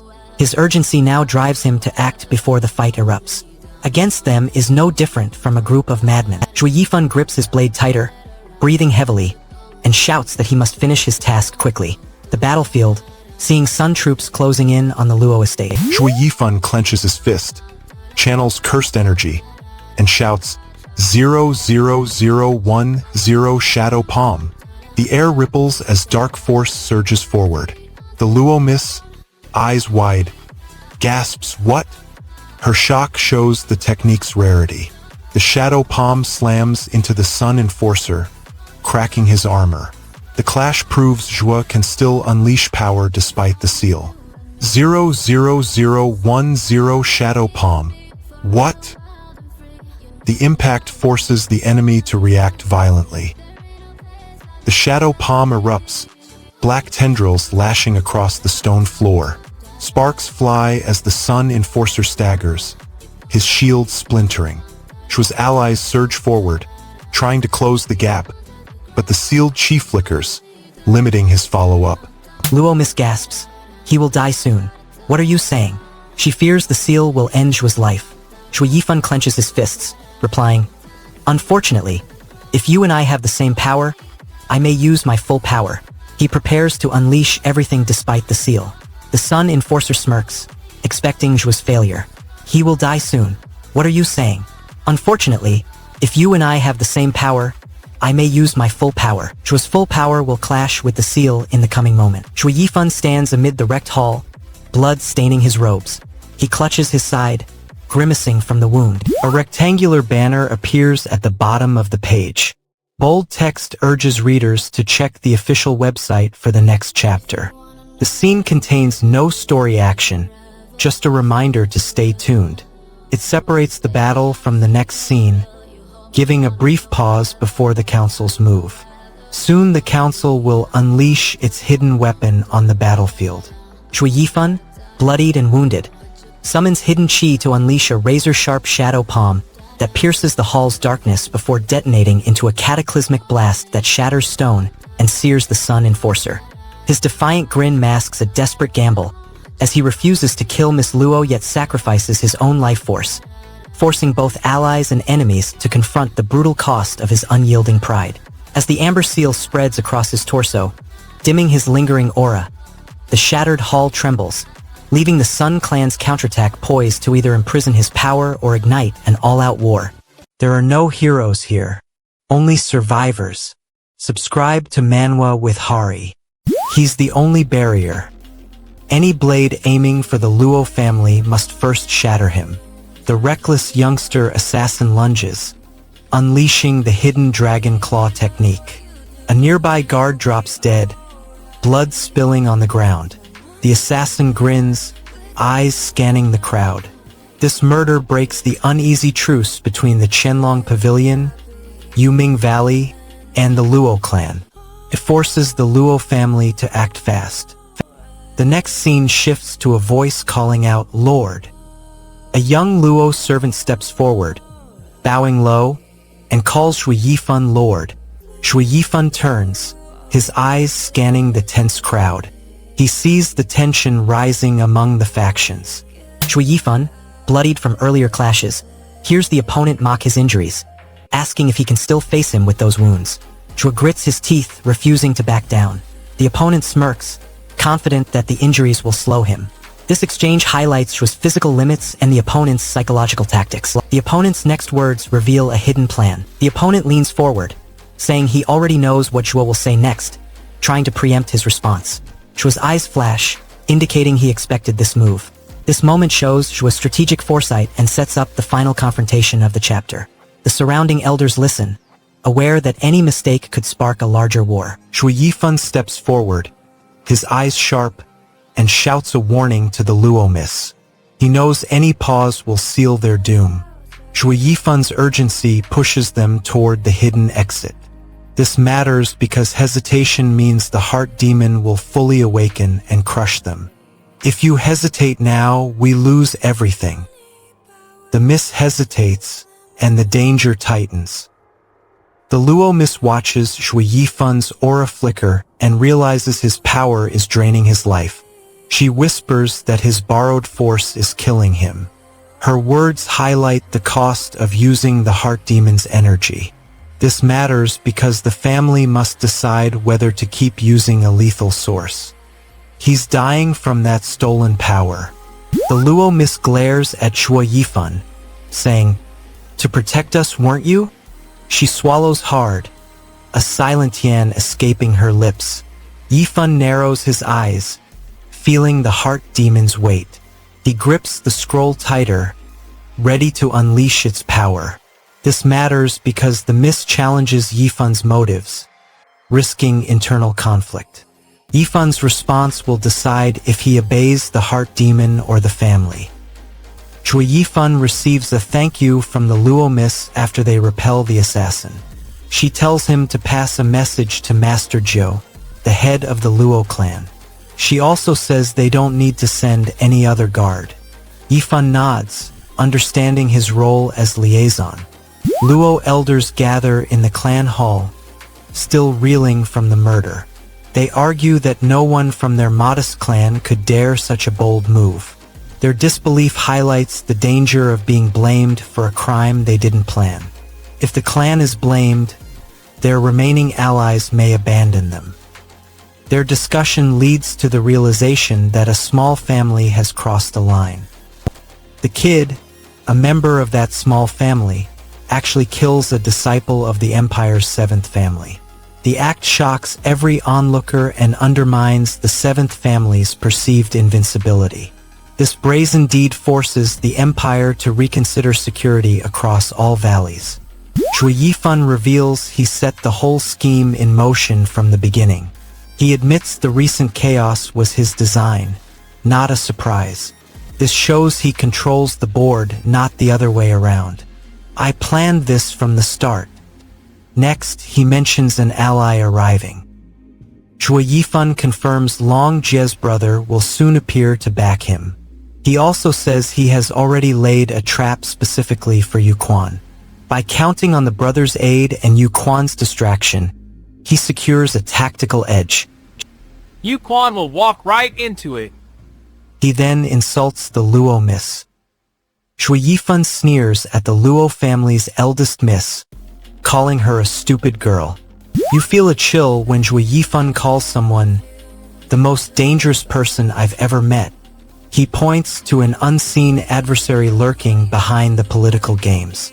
The identification marks a new, lethal threat that could crush both the Luo family and the Seven Families if left unchecked. Recognizing this opponent forces Zhuo Yifan to reconsider his alliances and tactics. The looming danger pushes him toward a desperate gamble. A new figure named Xian Yulai steps into the scene. Xian's arrival is announced silently, but the tension around him is palpable. His presence suggests an additional power player entering the dispute, potentially altering the balance between Qianlong Pavilion, Yuming Valley, and the Luo clan. Zhuo the surrounding ruins, his eyes flicking from broken pillars to distant armor. He watches the Seven Families' soldiers line up, their banners fluttering. His heart demon clenches, urging him forward. He grips his staff tighter, tension rising in his limbs. The Luo family's lone miss watches, silent, as he weighs his options.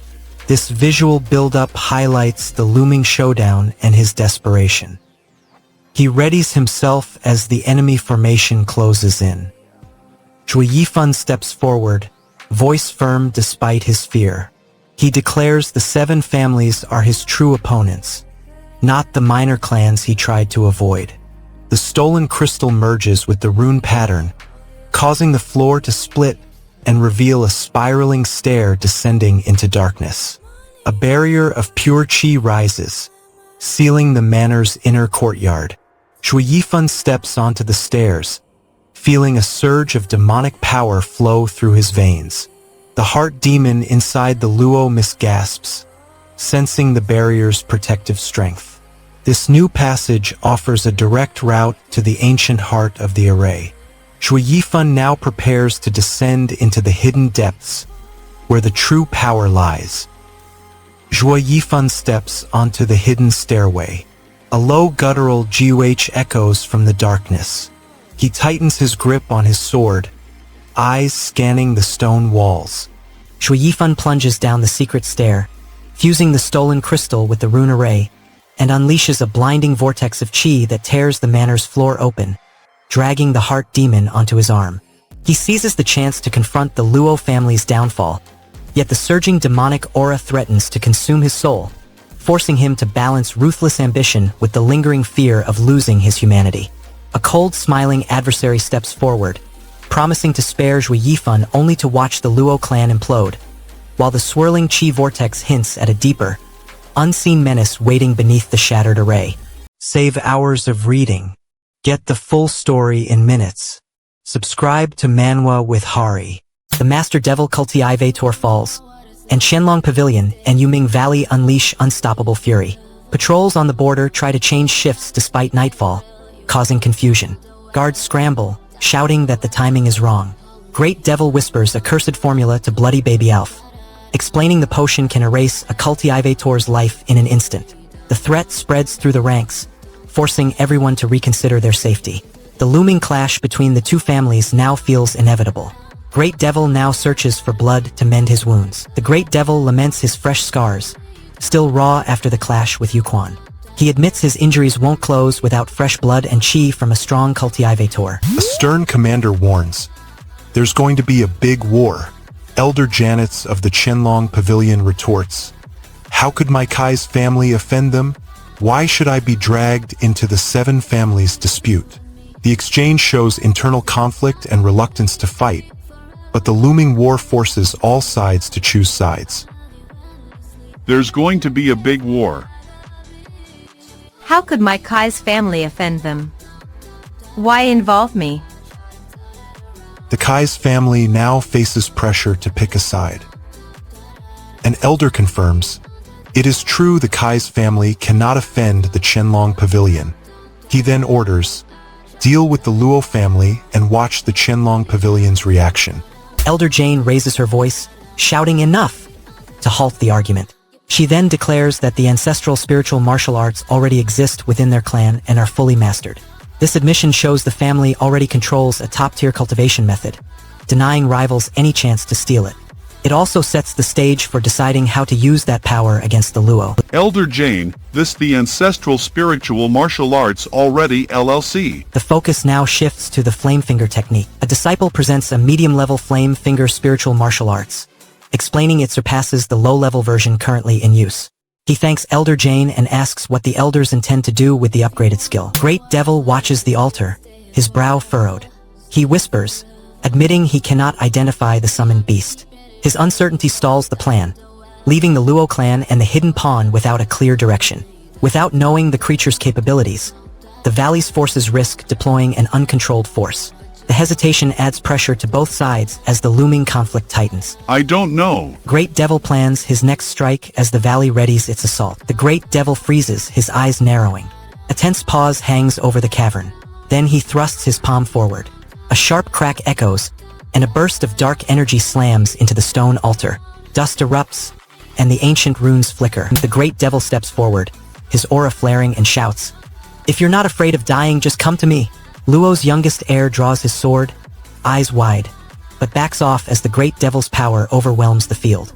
The threat forces the Luo family to consider surrender or a desperate counterattack. If you're not afraid of dying, just come to me. The Luo elders now scramble to activate the hidden weapon. The Great Devil cracks the stone altar with a surge of dark energy, exposing the pulsating bloody baby clone bound to his heart and declaring that its destruction will seal his own death.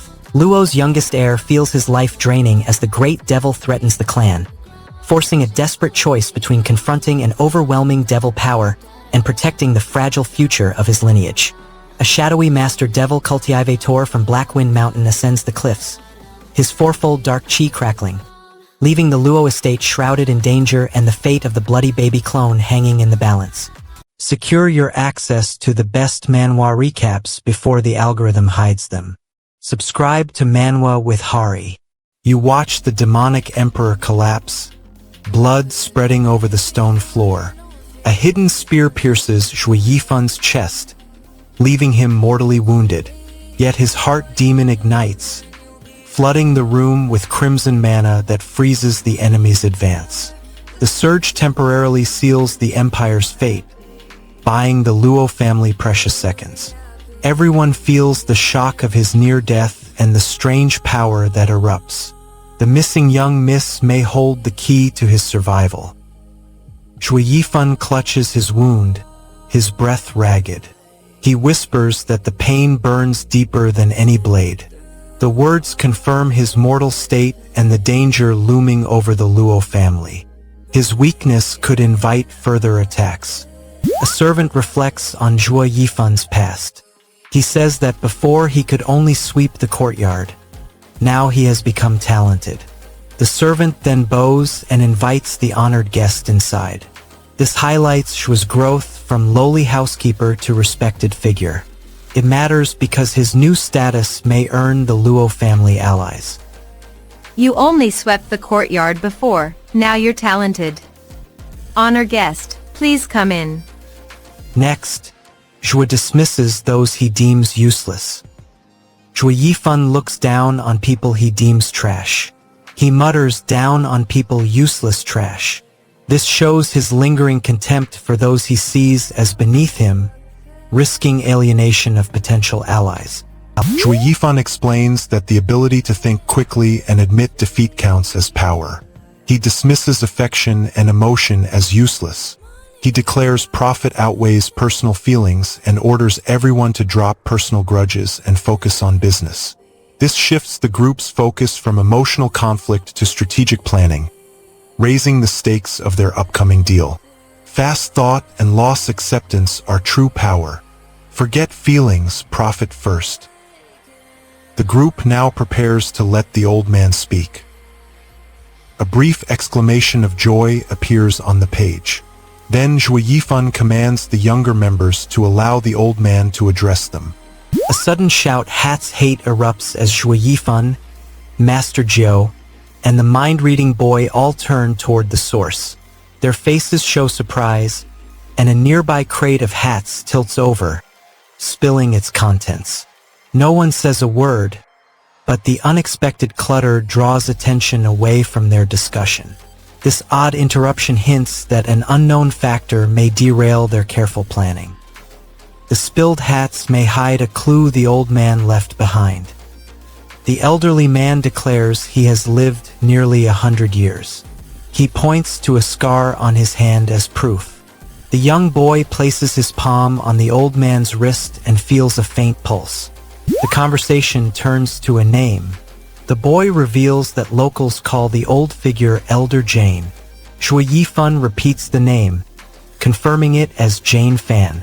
The clarification links the vague description to a known threat, giving them a target to investigate. Knowing the elder's identity sharpens their focus, but also signals a deeper danger. Also, Kai Rong and the others call him. Zhuo Yifan leads the Luo party out of the alley. He points to the spot where the cloaked figure vanished. The Luo boy follows, holding a torn city map. At a crossroads, they spot the son's family manor ahead. Zhuo declares the manor their next safe point. The group tightens their grips, hoping the son's house will give them allies against Jane Fan. Their march toward the son's estate sets the stage for the coming clash. The next page shows a bright promotional banner in bold red and gold. No characters are drawn and no dialogue runs. The artwork simply fills giving the story a short visual break. Readers get no new plot detail, but the silence hints the Luo party is still hidden, waiting for nightfall. Dawn will find the scouts at the sun's gate, ready to breach. Master Joe's right eye shatters in crimson shards, yet he still authorizes seizing a nearby house while Zhuo Yifan forces the Luo boy to point out the cloaked figure's vanished spot. Master Joe loses his eye and the weight of his hatred. The Luo boy trembles with guilt, and Long Jie swears vengeance, promising to crush Elder Jane and reclaim the price of his own blindness. Zhuo Yifan leads the party toward the sun's manor, the cloaked figure's trail disappearing behind them, leaving the fate of the Luo members and Elder Jane's looming revenge hanging on a razor-thin thread. Every detail matters. Subscribe to Manwa with Hari, and we'll catch them all. Lao Pang betrays the Luo elders, seizes guard leadership, and the family teeters on collapse. Zhuo Fan, still posing as the family's butler, watches the turmoil. The elders argue over who should protect the household. Tension rises as the guard position becomes a prize. Everyone senses the power shift could decide the family's fate. The next meeting will test who truly earns the guard's trust. Miss Long Nui steps forward, eyes scanning the room. She asks if they should stay put, then turns to Lao Pang, demanding his opinion on taking the guard leader role. Lao Pang remains silent, his expression unreadable. The other servants watch, waiting for his answer. A servant yells, "Ling go!" and another asks, "Hey, what are you?" Their voices echo as the formation stabilizes. Zhuo Fan watches, his expression unreadable. The chaos among the staff highlights the mystery of his intentions. This matters because the confusion buys Zhuo Fan time to consolidate his power. Soon the formation collapses, forcing a desperate decision. The scene shifts to a lone figure holding a Jade token, with the character Khan scrawled on a nearby scroll. The token hints at a hidden contract or payment underway. This matters because it suggests someone is negotiating behind the scenes, possibly leveraging Zhuo Fan's newfound power. Join the Hari squad with a sub before the system crashes. Zhuo Fan shouts, "Don't ignore me," and points at the glowing circles. He tells the others he just finished setting up the Panlong formation, but it's only a level array. He admits the setup may not fully protect Miss Long Nui. The admission shows his limits and raises the stakes for the family's safety. Don't ignore me. I finished the pan long array. It's level. It may not fully protect Mississippi. The lack of protection pushes the elders to demand a stronger formation.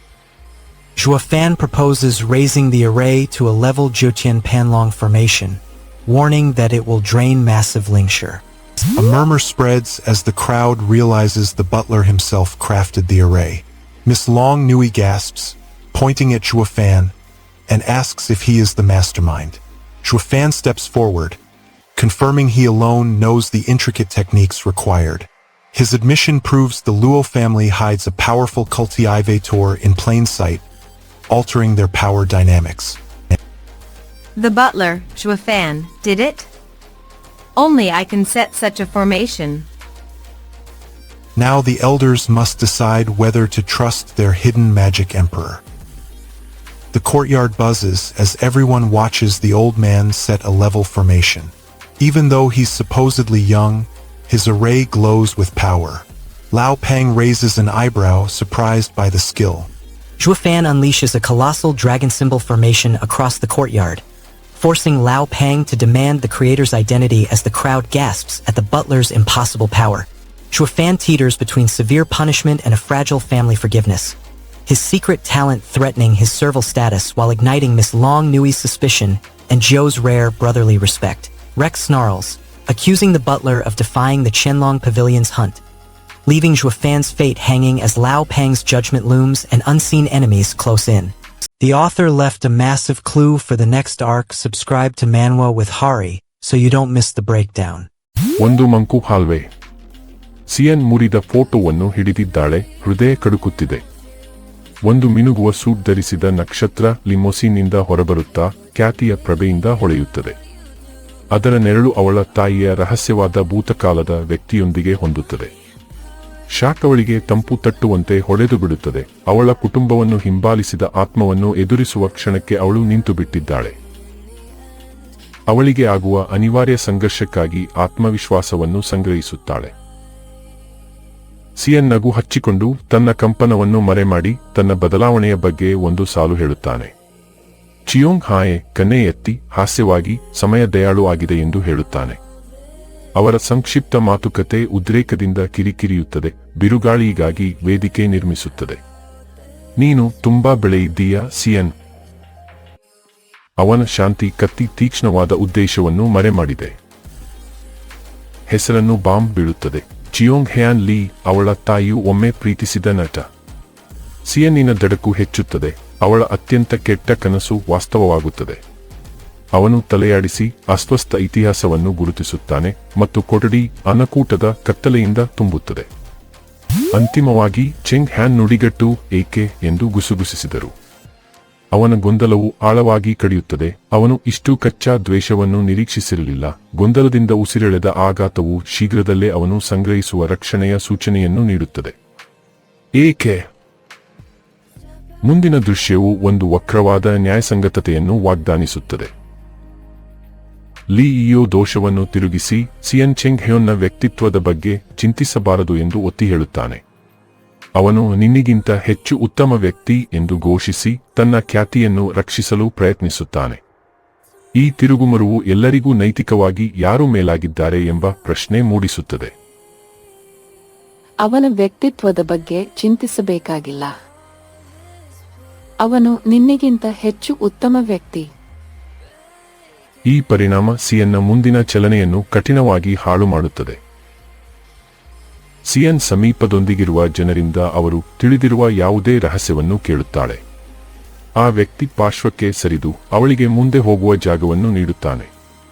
ಲೀಇಯೋ ತನ್ನ ಹೇಳಿಕೆಯನ್ನು ಪುನರಾವರ್ತಿಸುತ್ತಾನೆ. ನಟನು ಅವಳಿಗಿಂತ ಉತ್ತಮ ಗುಣವಂತನು ಎಂದು ಒತ್ತಿ ಹೇಳಿ ಅವಳ ಆತ್ಮವಿಶ್ವಾಸಕ್ಕೆ ಸವಾಲು ಹಾಕುತ್ತಾನೆ. ನೀವು ಶೀಘ್ರದಲ್ಲೇ ವೇದಿಕೆಗೆ ತಲುಪಬೇಕು ಎಂದು ಸಿಯನ್ ಕಿರಿಕಿರಿಯಾಗಿ ಹೇಳಿದ.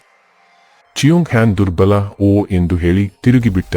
ಅವನ ತ್ವರಿತ ನಿರ್ಗಮನವು ಉತ್ಸಾಹಭರಿತ ಒತ್ತಡವನ್ನು ಹೆಚ್ಚಿಸಿ ಸಭೆಯನ್ನು ಕಾಲದ ವಿರುದ್ಧದ ಓಟವನ್ನಾಗಿ ಮಾಡಿತು. ಥಿಯೇಟರ್ ಪ್ರವೇಶವು ಇನ್ನೊಂದು ಆಶ್ಚರ್ಯವನ್ನು ವಾಗ್ದಾನ ಮಾಡುತ್ತದೆ. ಸಿಯನ್ ಮೃದುಗೊಳಿಸುವ ಪ್ರಯತ್ನದಲ್ಲಿ ವಿನಂತಿ ಮಾಡುತ್ತಾನೆ, ನನ್ನ ಕಡೆಗೆ ಕೋಪದಿಂದ ನೋಡುವುದನ್ನು ನಿಲ್ಲಿಸು. ಅದು ಚಿಯಾಂಗ್ ಹ್ಯೋನ್ ಲೀ, ಅದ್ಭುತ, ಮತ್ತು ನಾವು ಒಮ್ಮೆ ನಿಜವಾದ ಸಂಬಂಧ ಹೊಂದಿದ್ದೆವು. ಚಿಯಾಂಗ್ ಹ್ಯೋನ್ ಹಿಮಗಟ್ಟುತ್ತಾನೆ, ಮುಖದಲ್ಲಿ ಯಾವುದೇ ಭಾವನೆ ಕಾಣಿಸದು, ಒಳಗಿನಿಂದ ಮುಚ್ಚಿಕೊಂಡಿರುವ ಭಾವನೆಗಳ ಸೂಚನೆ.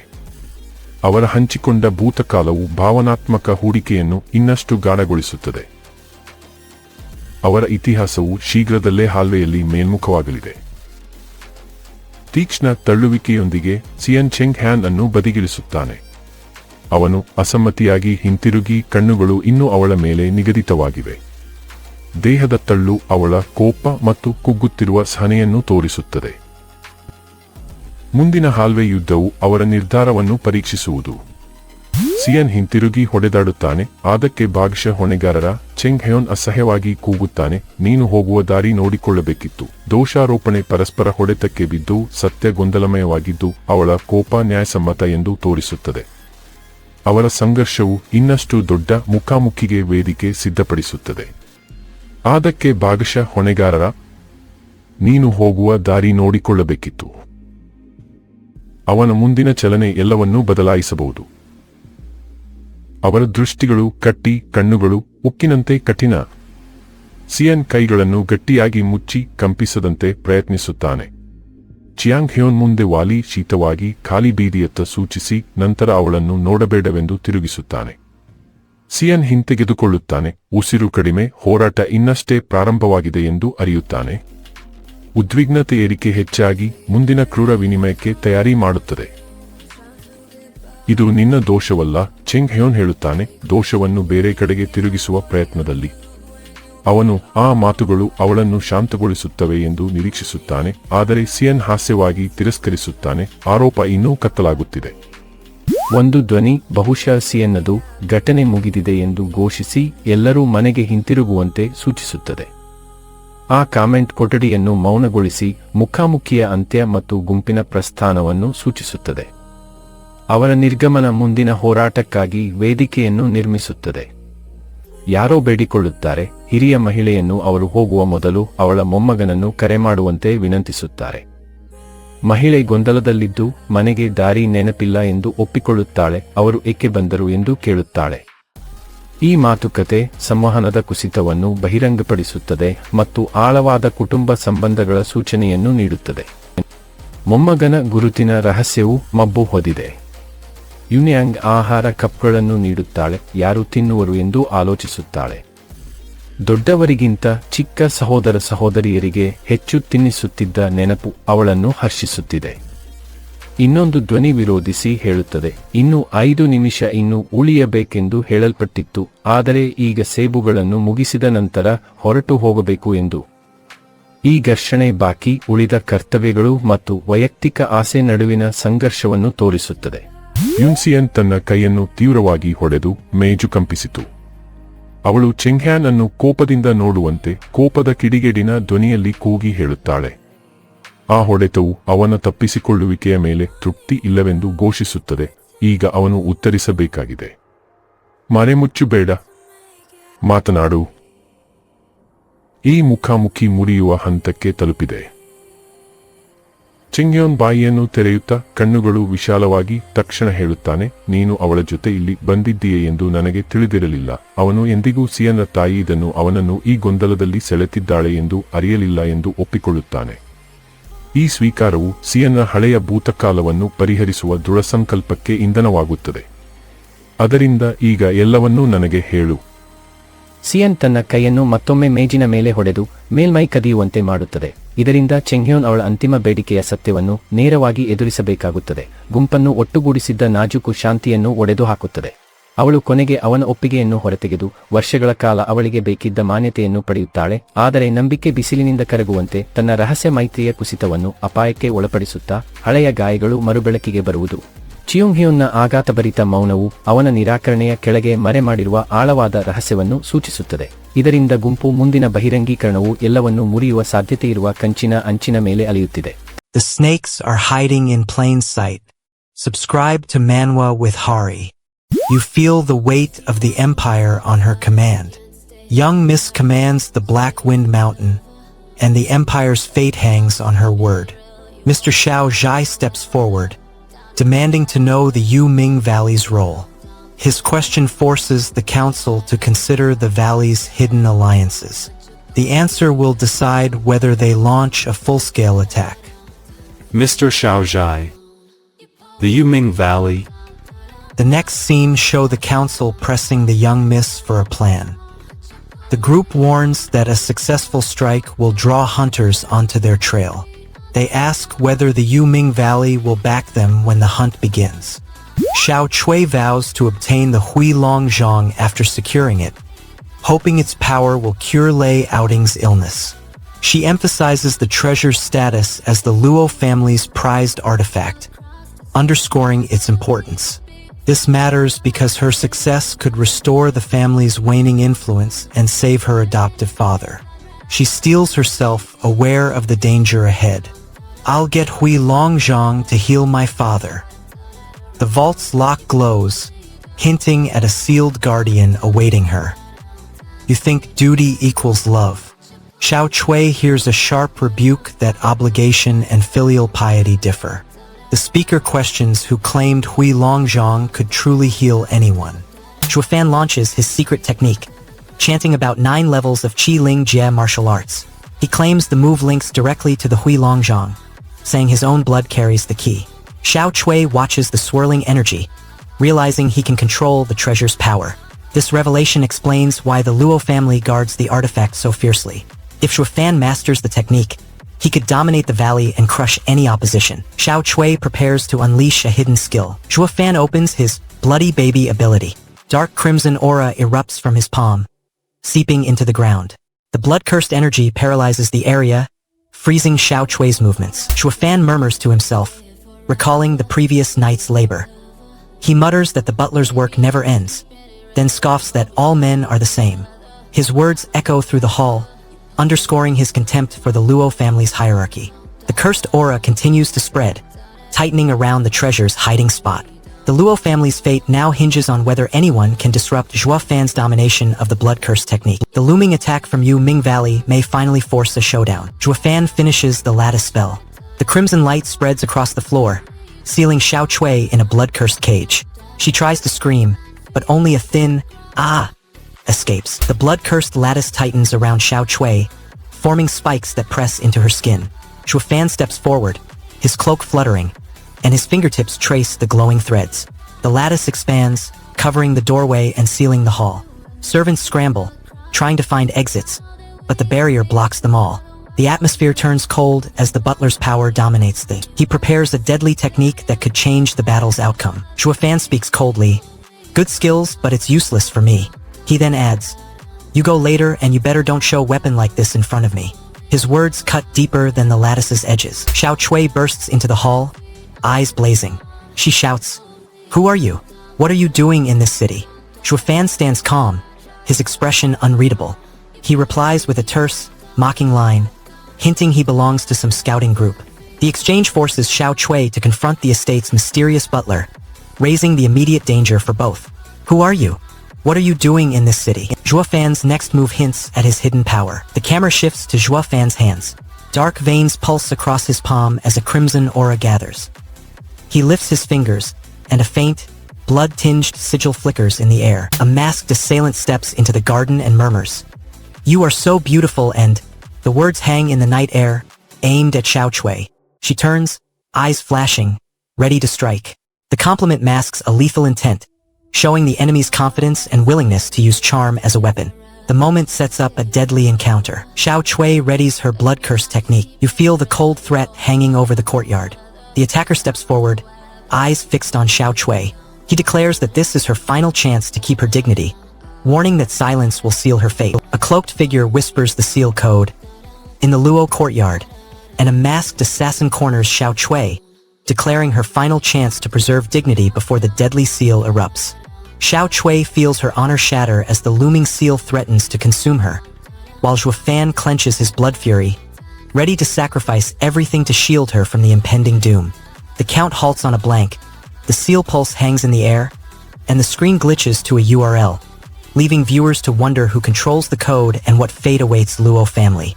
Stat maxing is an art form. Subscribe to Manwa with Hari to watch the numbers go up. Luo's guards close in. Yang's betrayal will spark a city-wide bloodstorm. A frantic voice shouts, "Please don't do that to young Miss." The speaker reminds everyone that all matters in Ming Valley are already handled by Mr. Yang. The warning shows that the young Miss is a protected target and that Yang already pulls strings behind the scenes. This raises the stakes for any move against her. Yang's next move will drag them deeper into Luo territory. Yang Ming is introduced as a disciple of the Black Wind Mountain Master and as the fiancé of young Mississippi. Suddenly, Luo Zhannan, head of the Luo family, ambushes the master. Yang Ming asks a quiet question about the Miss's usual composure, wondering why she reacted so strongly now. Luo Yunshang replies, noting that if the Miss knows who the true culprits are, she would never reveal the truth. Their exchange hints that the Miss may be more involved in the conspiracy than believed, raising doubts about her loyalty. Is she not always calm? Why did she react? If Miss knows the culprits, she won't say. The tension pushes them to interrogate the Black Wind members next. Yang Ming declares he is only interrogating the captured Black Wind Mountain members, insisting they are just prisoners. Lightning cracks across the storm-laden summit as Li Jun thrusts the relic toward the ancient altar. He summons a vortex that tears the sky, forcing Emperor Song's battalions to retreat. Mira shouts, "Seal the breach!" while Kong Hun channels his defection energy, binding the dark currents. Luna's incense glows, healing Yuna's bruised spirit. Dark Lord Quan snarls, then vanishes into shadow, fearing the Magic Emperor's rising wrath. Yang Ming presses the Miss for the artifact she guards. He demands, "Miss, please give Hui Long Zhang to me." The sword is a key to unlocking Black Wind Mountain's sealed gate. The Miss hesitates, aware that losing the blade could seal their fate. Yang Ming answers with a brief affirmation, confirming the plan to investigate the tower. The simple "yeah" signals their collective agreement and forward momentum. With the decision made, they begin the ascent toward the mountain's secrets, unaware of the trap awaiting them. Yeah. They start the climb, oblivious to the hidden danger ahead. The young Miss grabs the brash newcomer and calls him Missile. She tells him plainly, "Next time don't wear clothes like that." She warns that his flashy outfit will draw the Luo family's eyes and ruin their covert mission. The rebuke forces him to tone down his appearance, keeping the group hidden while they probe the Black Wind Mountain conspiracy. The Miss walks along the corridor, the map clutched tightly. She pauses at a faded mural that depicts the Seven Families seal. Her eyes linger on the emblem, then shift to the doorway ahead, where a faint light flickers. The visual cue hints that the secret passage is near. It matters because the doorway could be the entry point to the Black Wind's inner sanctum. You thought the Miss was safe in Fang City. The Miss steps into the hall and declares, "It turns out young Miss have come back. Should not young Miss be in Fang City?" A senior guard, "We expected you in Fang City," replies, his tone sharp. The Miss arrives at the hidden chamber and sees her sister Yu Ting step out from the shadows. Yu Ting looks uneasy. Luo Zhannan asks, "Why did you suddenly come here?" The question exposes a family secret and hints that Yu Ting's presence could jeopardize their plan. Their tense exchange forces the Miss to decide whether to trust her sister. The Miss freezes as Yang Ming emerges from the darkness. She whispers, "Yang Ming," in disbelief. Yang Ming tightens his grip on his staff, ready to smash the mountain gate. Their shocked reaction shows the fragile alliance and raises the stakes for the upcoming breach. The gate looms, and Yang Ming prepares to force it open. The Miss and Yang Ming burst into the secret chamber, where her sister Yu Ting steps from shadow and Yang Ming raises his staff, poised to smash the ancient mountain gate. The Miss reels from the sudden revelation, realizing her covert mission teeters on betrayal, and that rescuing her sister could cost her the trust of the 7 families, while Yang Ming risks shattering a sacred seal. As Yang Ming's staff cracks the gate's ancient stone, a blinding light erupts, hinting at a forgotten power that threatens to engulf Fang City, leaving the Miss and her allies teetering on the brink of annihilation. I read the raw chapters so you don't have to. Pay it forward and subscribe to Manwa with Hari. The ancient alchemist crossed oceans, but his cure stole the empire's future. Zhuo Yifan steps into Fang City wearing a second-class alchemist's robe. Sister Yuting and stare at him, eyes sharp. Yuting demands an answer, her voice cold. Yifan keeps his mask, says he's here to watch the situation unfold.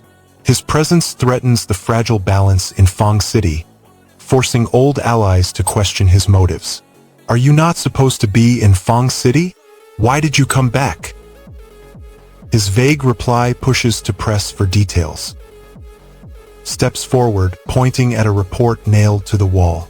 Yifan grabs the old master's arm, pulling him closer to the alchemy table. He yells, "I brought him here. If you hit him, hit me first." The crowd gasps as he places himself between the master and the attackers. His bold move forces everyone to reconsider their aggression. The tension spikes, and the chance to cure the master hangs on Yifan's defiance. "I brought him here. If you hit him, hit me first." Prepares his retaliation. Steps forward, eyes glinting with cold resolve. He snarls, "If you won't cure him, I'll stop you." He raises a hand, signaling his followers to block any further attempts. Snaps, calling Yifan a fake alchemist and labeling the whole scene an act.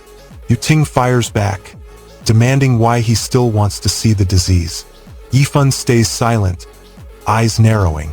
The accusation fuels tension, showing the faction's distrust of Yifan's disguise. This clash forces Yifan to defend his purpose and pushes the investigation forward. "You're just a fake alchemist and this is an act. Why are you still insisting to see it?" The question of loyalty hangs in the air. Yifan steps forward, voice calm. He says he has many tricks and that they must learn whether Yang Ming is good or evil. Listens, weighing the claim. Yifan steps forward, his palm glowing faintly. He declares he has identified the father's disease, a foreign object lodged within the body's meridians. The object, he explains, is a cultivation weapon infused with toxin, explaining the paralysis without external wounds. The revelation shocks the onlookers, confirming the hidden threat inside the master. Yifan prepares to extract the artifact, hinting at a dangerous confrontation ahead. "I have found your father's disease. It's a foreign object." Watches from the shadows, ready to intervene. Yifan finishes scanning the old master and declares no internal injury. Yuting erupts, shouting "bullshit" in disbelief. The crowd gasps, unsure how the master can be immobile without wounds. Yuting steps forward, eyes flashing, and demands, "Yang Ming, what do you mean with this?" She points at a sealed vial clutched by the old master, suspecting it contains the toxin weapon. Yang Ming, a junior alchemist, stammers, unable to explain the vial's origin. The accusation exposes the hidden rivalry between Yuting's faction and the secretive alchemists.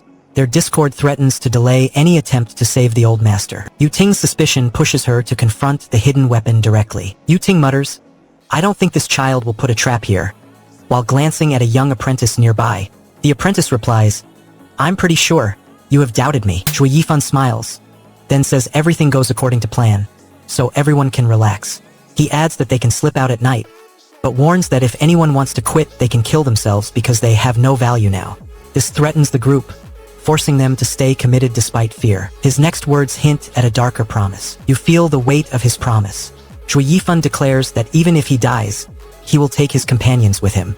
The statement shocks the others, showing his willingness to share fate or use death as a weapon.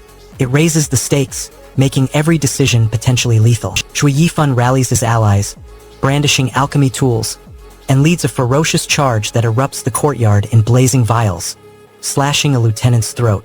Yifun's promise to die with his comrades forces each member to confront the terror of sharing his fate, trading safety for blood-soaked loyalty and the dread of inevitable sacrifice. As the black screen flickers, the old master's lingering toxin hints at a hidden enemy, leaving Yifun's squad teetering on the brink of a secret war that could shatter their world. Until next time, keep reading and subscribe to Manwa with Hari. A cursed mechanism floods his veins. The Empire's fate now throbs within. Zhuo Yifan wakes inside a sealed stone chamber. A glowing contraption clamps to his chest and begins siphoning his mana. He feels the pressure rising, the room humming with dark energy. If he can't break the device, he will die and the Luo family's decline accelerates. The stakes are his life and the family's future. The Heart Demon's true purpose looms as the mechanism hums. The Heart Demon materializes as a black silhouette, its eyes like coals. It circles Zhuo Yifan, whispering promises of power.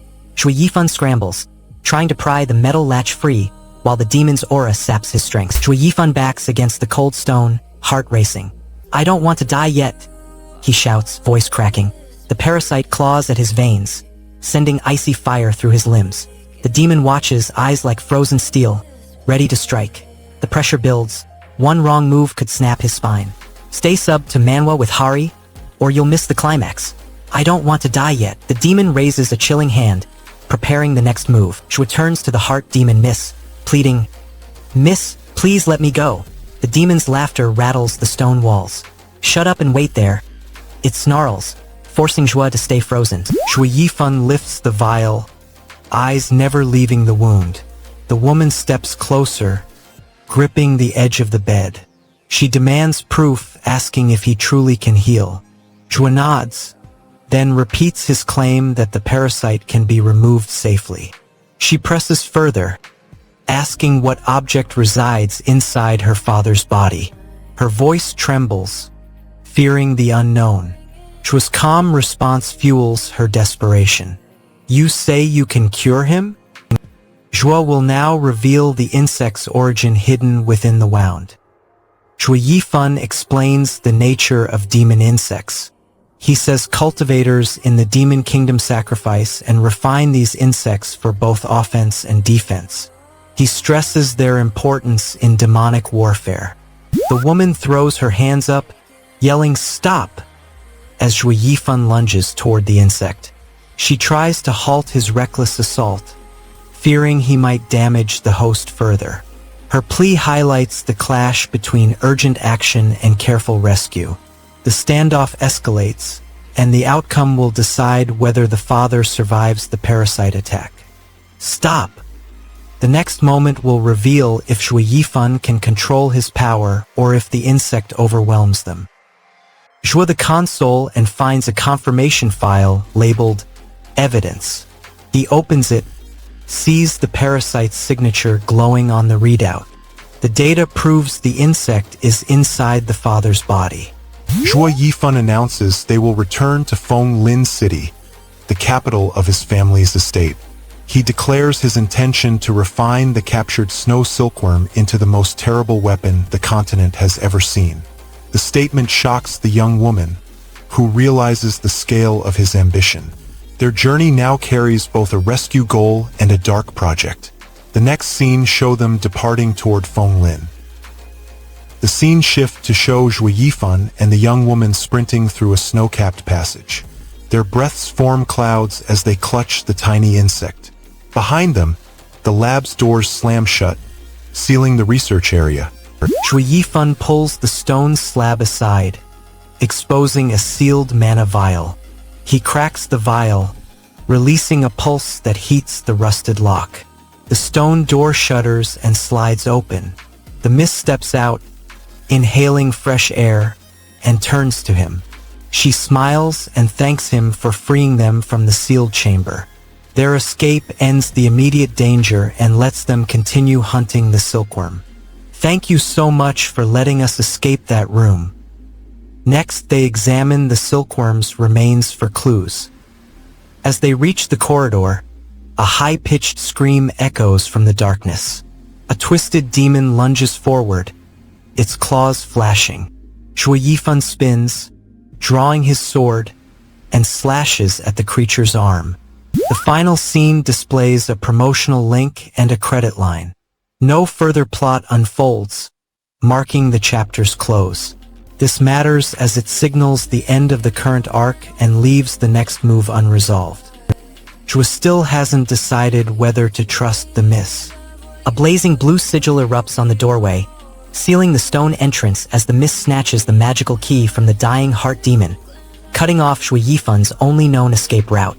Chua feels his hope dissolve, knowing the captive's life now balances the spread of their secret and his own survival, while the mist's cold warning hangs like a blade over his future. Now he must decide whether to trust the miss or betray her, while the sealed corridor whispers of looming danger and the captive's fate teeters on the brink of exposure. This channel isn't for casual viewers. It's for the ones who actually care about the story. Subscribe to Manwa with Hari. Chua's fury ignites. A hidden magic threatens to annihilate the Empire now. 10 days pass since Chua becomes the Luo family's reluctant butler. He prowls the manor, eyes scanning for any sign of trouble. The lingering heart demon still claws at his mind, whispering of a power that could raise the continent. This warning sets the stage for the family's fragile peace. The Luo miss remains oblivious to the storm gathering. A senior maid reassures Miss Luo that every family member is safe, except the butler Zhua, who remains restless. The maid then warns the little girl to stop gossiping about others. The girl nods, aware that words could spark conflict. Yun Hai steps forward, lowering his voice. He whispers, "Tinge, let it be," trying to soothe the panic rippling through the room. His calm attempt buys the Luo heirs a moment to regroup before the bandits strike. The brief pause may be enough for a hidden plan to surface. Tinge, let it be. Chua soon confesses his role in the chaos. Chua lowers his head, admits, "The incident that household is my fault. You can kill this Goldman." He points at a gold-clad guard, blaming the guard for the disaster.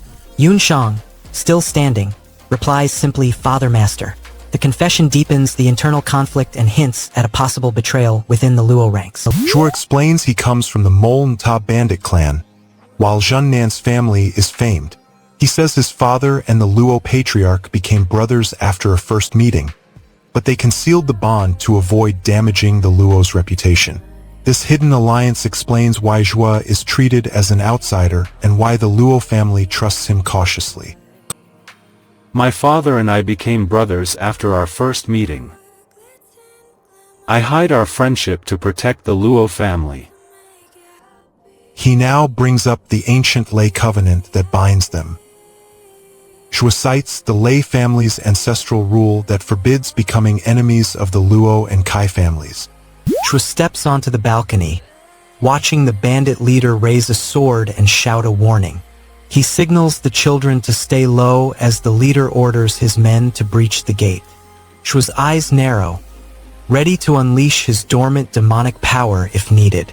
The upcoming clash will test his resolve and the Luo's survival. The bandit leader's next command could decide the battle's outcome. Chua spots Brother Joe fiddling with a comic scroll. He shouts for him to stop, warning that Uncle Joe is absent and any noise could attract the bandits. He orders Brother Joe to leave the room quickly, pulling the younger sibling away from the dangerous hallway. Chua orders a messenger to inform Lin Xialijio that he will hide the Luo family.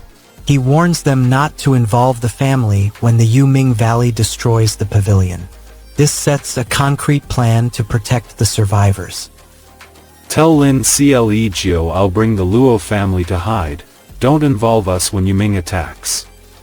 The messenger races to deliver the secret.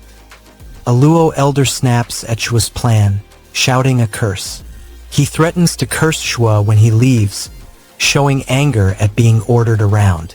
The curse raises the stakes, hinting danger if Chua abandons them. Chua rushes to the main hall. He points at the parchment map and shouts that Yuming Valley troops march toward the Qianlong Pavilion.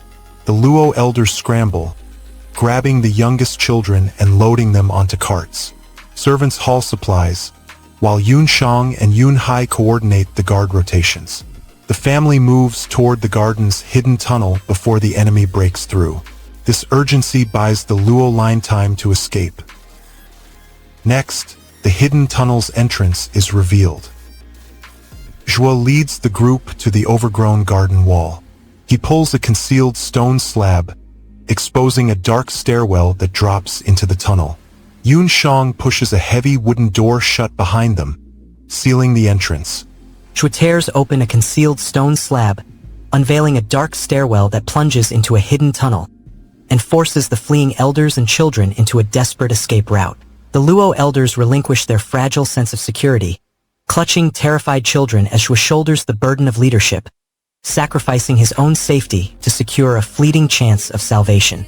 Yuming Valley troops surge toward the Qianlong Pavilion, their numbers swelling, while the tunnel's shadowy depths conceal unknown perils, leaving the group's fate hanging on a single, unlit lantern. The shadows are moving. Subscribe to Manwa with Hari and stay safe. He swore to rule the 7 families within 10 years. Yet betrayal already cracked his empire. Zhuo Yifan stands in the Qianlong Pavilion, his golden dragon form glittering. A senior elder eyes his flames and whispers, "Your fire nears the God Vision tier." The claim shatters expectations. Everyone feels the tremor of his looming supremacy. The elders now watch his power with dread. An elder steps forward, easing the tense air with a light laugh. "Relax," he says. "If other array masters join us, we'll honor you." He offers a diplomatic path, hinting at a grand alliance.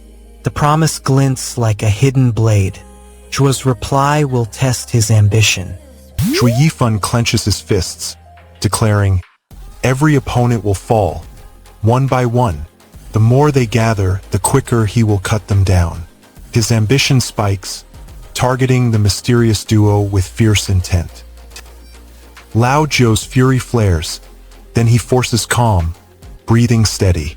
The child is pressed. "How do you know all this?" The elder smirks. "Cats and rats have their routes. I have my own." The cryptic answer hints at a concealed network. Zhuo Yifan hands the Luo elders his latest intel. Lao Zhou nods. Zhuo's reports are trustworthy. He reveals, Elder Jane slipped to Fenglin City, meeting the CA family. Our scouts missed it. Zhuo confirms, "I knew. I verified it myself." Lao Zhou warns, Ming Valley's army moves in 2-3 days. He lauds Zhuo's child. "Your kid shows uncanny skill, a rare talent." He adds, "His master must rank among the continent's strongest cultivators." The news forces Zhuo to quicken his plans. Sister Yu Ting sighs. Qianlong Pavilion owes 10 million silver. She smiles. "Take this pill, a gift of recovery. The alchemical aid could prove vital when the battle erupts." Zhuo sneers. "All women are the same." He glances at the Sun family's private chamber, hinting at a covert strike. His cold calculation targets a rival household. A masked figure steps forward, bowing low. "You've hidden 10 years on the Black Wind's route." Zhuo Yifan pronounces a chilling decree. Erase every Luo member, sparing no elder. His gaze then locks onto the Sun family's concealed chamber, marking his next ruthless strike. The Luo elders stare at impending annihilation, their legacy hanging by a thread. Zhuo's cold ambition shatters any moral compass, forcing allies to choose loyalty over conscience. The Ming Valley army readies to strike in 2 days. Yu Ting clutches a mysterious high-grade pill. The battlefield now teeters on a razor-thin edge, waiting for the next move. He's playing a completely different game than the rest of them. Subscribe to Manwa with Hari. The golden-purple lightning eye sparks. The Emperor's wrath ignites war across realms. Zhu Yifan pushes his cultivation one step further, hoping to break into the 5th Qi-gathering realm. He hits the ceiling at the 4th realm and stalls. He realizes he must draw more Black Wind energy from the mountain, but the storm is too lethal to risk now. He backs off, fearing a fatal backlash. The looming ambush looms as the elders move. You hear the clash of steel before the ambush even starts. The Tianxian masters gather, and the senior elders plot a trap for the Ming Valley fighters. Elder Jane can't slip away. The Qianlong Pavilion declares open war on Ming Valley. Kantai lunges forward, fists clenched, shouting about justice. He accuses the Ming faction of forgetting who set a trap for him in Luoyi City. He also demands the truth about who shattered his golden-purple lightning eyes. His rage rattles nearby elders, forcing them to confront past betrayals. The crowd senses a deeper conspiracy behind the relic's loss. Someone will reveal the real culprit soon. A voice from the back cries out, "Golden-purple lightning eyes?" The question echoes across the field, drawing everyone's attention to the relic. Both camps scramble to answer, fearing the artifact might activate. The uncertainty fuels the chaos, as each side prepares to seize the power before it fades. The scenes show a silent standoff. Jane steps back, hands clenched, while Long Joe gathers dark energy around his fists. Their auras flare, casting shadows across the battlefield. No words are spoken, but the tension is palpable as both prepare to strike. The next scene promises a sudden strike from Long Joe. Long Joe bursts forward, unleashing a swift slash. He shouts, questioning the opponent's confidence. The attack catches Jane off guard, forcing her to dodge.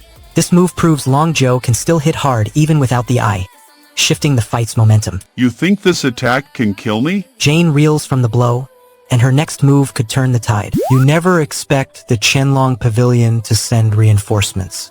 Jane gasps as she spots Elders Wu and San moving to protect the old man. She mutters that she didn't anticipate their aid. Their arrival strengthens the old man's defense and threatens to corner Long Joe. Jane's surprise reveals hidden loyalties within the pavilion. The old man's heart demon flickers, sensing the new support. I didn't expect Wu and San to help him. Long Joe eyes the newcomers, ready to strike. The battle pauses as Jane looks at the demon crow perched on her arm. She mutters, questioning whether the beast can live up to the legendary titles Golden Dragon and Fire Dragon. Elder Wu and Elder San execute a crushing pincer on the Ming front, and Jane's demon crow erupts, its chest flashing the resurrected golden-purple lightning eye, flooding the ridge with raw, untamed energy. Jane gasps, feeling hope surge as the crow's revived eye promises newfound strength, while Long Joe reels, realizing his opponent now commands a beast that devours foes and inherits their power, shaking his confidence. Everyone watches the glowing eye pulse within the crow, wondering if its power will overturn the Ming defenders. As the battlefield hangs on a knife edge and the next decisive strike remains terrifyingly unknown. There's history here that most people skip. Don't be most people. Subscribe to Manwa with Hari. The golden-purple lightning eye could shatter Qianlong Pavilion and erase the Luo family forever. The eye floats above the pavilion, its violet aura pulsing. The Luo elders gasp, thinking it's already destroyed. A voice from the shadows laughs, confirming the eye still lives. The demon crow steps forward, clutching the eye, and snarls that anyone who wants to kill him must first claim the eye of the god. The revelation forces the Luo family to scramble for a weapon that could end them all. Junao hears a warning as the tension rises. The brothers stand amid the shattered pillars of the pavilion. The demon crow circles, its wings spreading dark feathers. Joe shouts a command, urging his brother to join him. Both raise their weapons and charge together, shouting the same battle cry. Their combined assault creates a brief opening, forcing the crow to retreat momentarily. The synchronized attack shows that teamwork might be their only hope against the overwhelming enemy. Attack together. Their brief success hints that the third elder may finally feel the pressure. The strongest third elder steps forward, laughing at the trio's effort. He declares that even without the golden-purple lightning eye, they cannot defeat him. He mocks their confidence, insisting his power alone can crush them. The Qianlong Pavilion unleashes a sneak attack, a wave of dark energy that cuts through the hall. The attack bears the seal of a master of demon magic, confirming a high-level practitioner is behind it. One of the brothers, caught off guard, is struck by an unseen force, leading him to wonder if it's a rogue magic treasure or a hostile assassin. This matters because the hidden master threatens to turn the tide against the Luo family. The brothers must decide whether to flee or confront the unseen foe. Joe spots the incoming threat and yells, "Retreat!" He pulls his sword back, urging his allies to fall back. A crow with lightning-crackling talons swoops low as Jane's dark seal chant forces the golden-purple lightning eye to erupt in a blinding violet blast, shattering pillars and flooding the pavilion with chaotic energy. Joe screams retreat, pulling his sword as allies scramble, while WL defies him, charging forward, their fractured trust igniting a bitter grudge that threatens to consume both sides before any alliance can form. A wave of dark energy bearing a demon magic seal surges from the Qianlong Pavilion, hinting at a hidden high-level sorcerer, leaving the battlefield teeming with unseen danger and the next battle's victor uncertain. Thousands of fans already know what happens next. Subscribe to Manwa with Hari and catch up before the spoilers hit. The Magic Emperor's crown shatters, his own brother's treachery unleashing a cursed tiger. Brother Jia bellows, "Attack!" His troops charge through Yulming Valley's razor-thin pass, blades gleaming. From the shadowed woods, concealed archers spring, bowstrings snapping like thunder. The valley's guardians stagger, caught off guard by the sudden ferocity. Crimson sprays as arrows rain and steel clashes. Chaos erupts, the fight igniting in a maelstrom of rage. Attack! The defenders scramble, desperate to survive the relentless ambush. An ancient voice cracks as the elder steps into the fray, warning that Yulming Valley devours intruders. Anyone who dares challenge the Qianlong Pavilion meets death.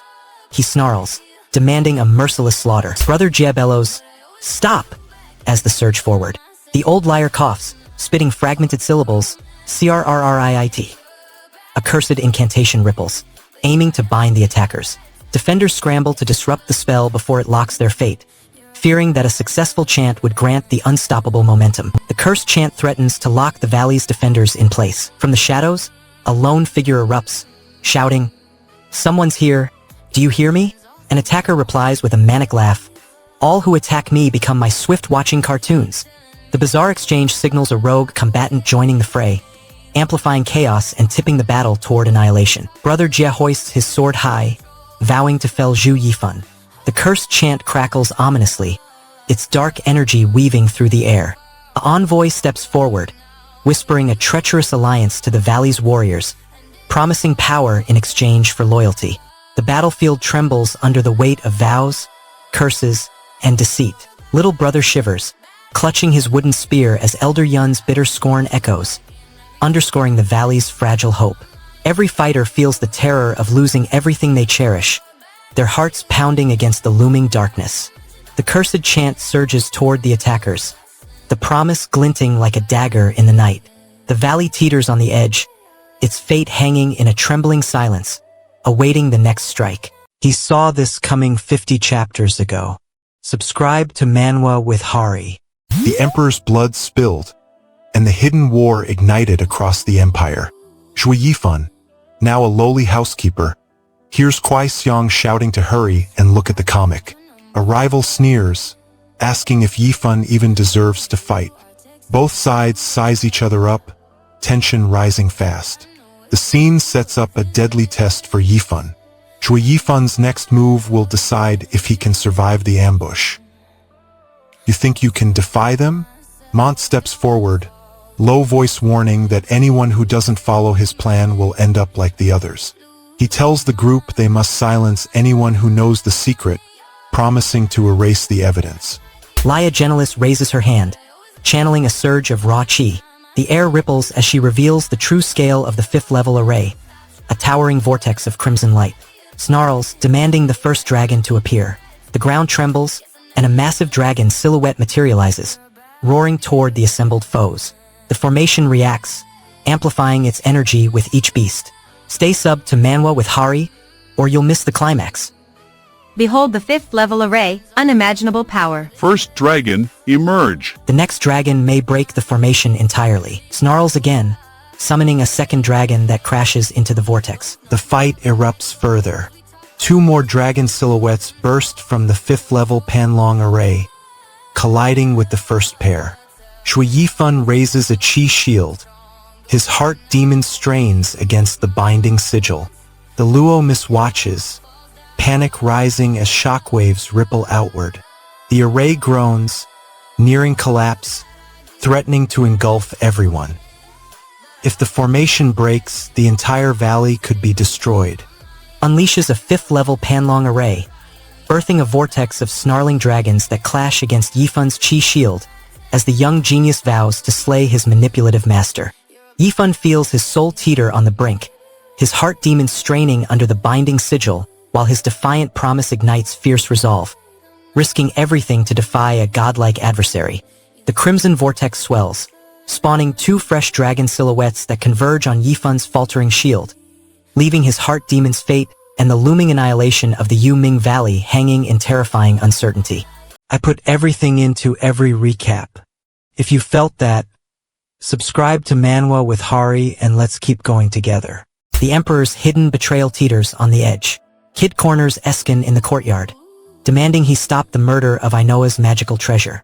Eskin laughs, calling the use of a treasure against a junior absurd. The tension spikes. Eskin clutches the moon wheel, ready to unleash its power. Even if I kneel, you'll still shatter Ainoa's treasure? Wielding a treasure on a junior is madness. The moon will glints menacingly in Eskin's grip. Sam's voice drops, warning that a public brawl will turn the 7 great families into a joke. If the kid falls, the secret dies with him. The stakes climb. Scandal could erase centuries of Luo heritage. A warrior roars his clan's name, echoing across the arena. The kid spins, eyes burning, and demands, "Who are you?" The mystery figure steps forward, the tension snapping like a bowstring. Who are you? The warlord's challenge looms, demanding an instant answer. The warlord steps into the moonlight, his armor clanking. Lei Yun Tian, leader of Black Winds. He snarls, "You've harmed a Luo kin, you are my enemy." Then he turns to a frail elder, probing, "Have you reclaimed your strength?" The kid now faces a towering grudge that could trigger the dormant Jotian Pan long array. The battlefield trembles under the warlord's fury. Lei Yun Tian bows, his smile a thin mask, then hoists his staff. Witness the true might of the Jotian Pan long array. Crimson glyphs flare, pulsing with 3rd-level treasure energy. The display dwarfs the kid's defenses, promising annihilation. Behold the true power of the Jotian Pan long array. The kid must act before the glyphs ignite. The array's core erupts, crimson runes spiraling into a dragon-shaped lattice. Light crackles, the earth splits, a vortex of dark energy yawns beneath the kid. Sparks cascade as the Jotian Pan long array surges, its aura swallowing nearby combatants. Nearby, an elderly cultivator's waning Tianyuan power flickers, a fragile beacon against the storm. With a roar, the kid unleashes the Jotian Pan long array. Crimson runes spiral into a massive dragon lattice, a dark vortex yawning beneath his feet. Simultaneously, Lei Yun Tian channels the same power, intent on shattering his opponent. The clash of twin arrays ignites the battlefield. The demon's blade cuts deep. The kid's clenched fists tremble, desperation flooding his veins. He feels death's cold breath, his tactics crumbling beneath the overwhelming power that looms. The swirling dragon lattice expands, hungry to devour the battlefield. The kid stands at the crossroads, channel the array's raw energy or be consumed. His survival and the enemy's next move hang in a precarious balance. He's playing a completely different game than the rest of them. Subscribe to Manwa with Hari. A small black demon bursts into the Qianlong Pavilion and slashes Elder Jane. The demon's strike kills her instantly. Luo family members panic as the demon roars, scattering the courtyard. Zhuofan spots a glowing orb on the ground, the moon wheel, a level spirit treasure. He realizes the artifact might be the key to saving the family.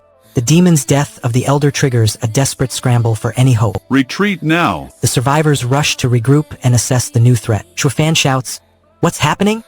as chaos erupts, appears laughing and orders a retreat from the pavilion. Zhuofan announces that no enemies remain for now, trusting that the Qianlong Pavilion elders will arrive at noon. He expects Lei Yun Tian to stay, guaranteeing Luo family's safety.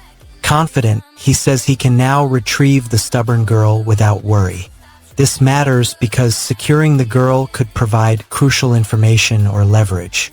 Stay subbed to Manwa with Hari, or you'll miss the climax. No enemies now. Elders arrive noon, Luo safe. Zhuofan now moves toward the moon wheel, hoping it will turn the tide.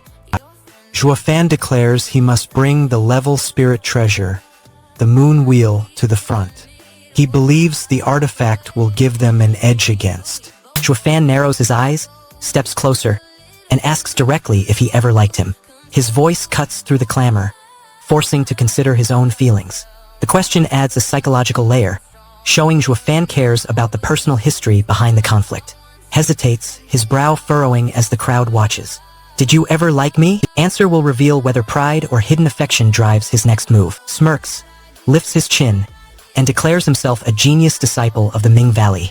He says that even if he wishes to marry, his bride will come from the 7 families, implying a political alliance. A faint voice echoes from the courtyard walls, urging the combatants onward.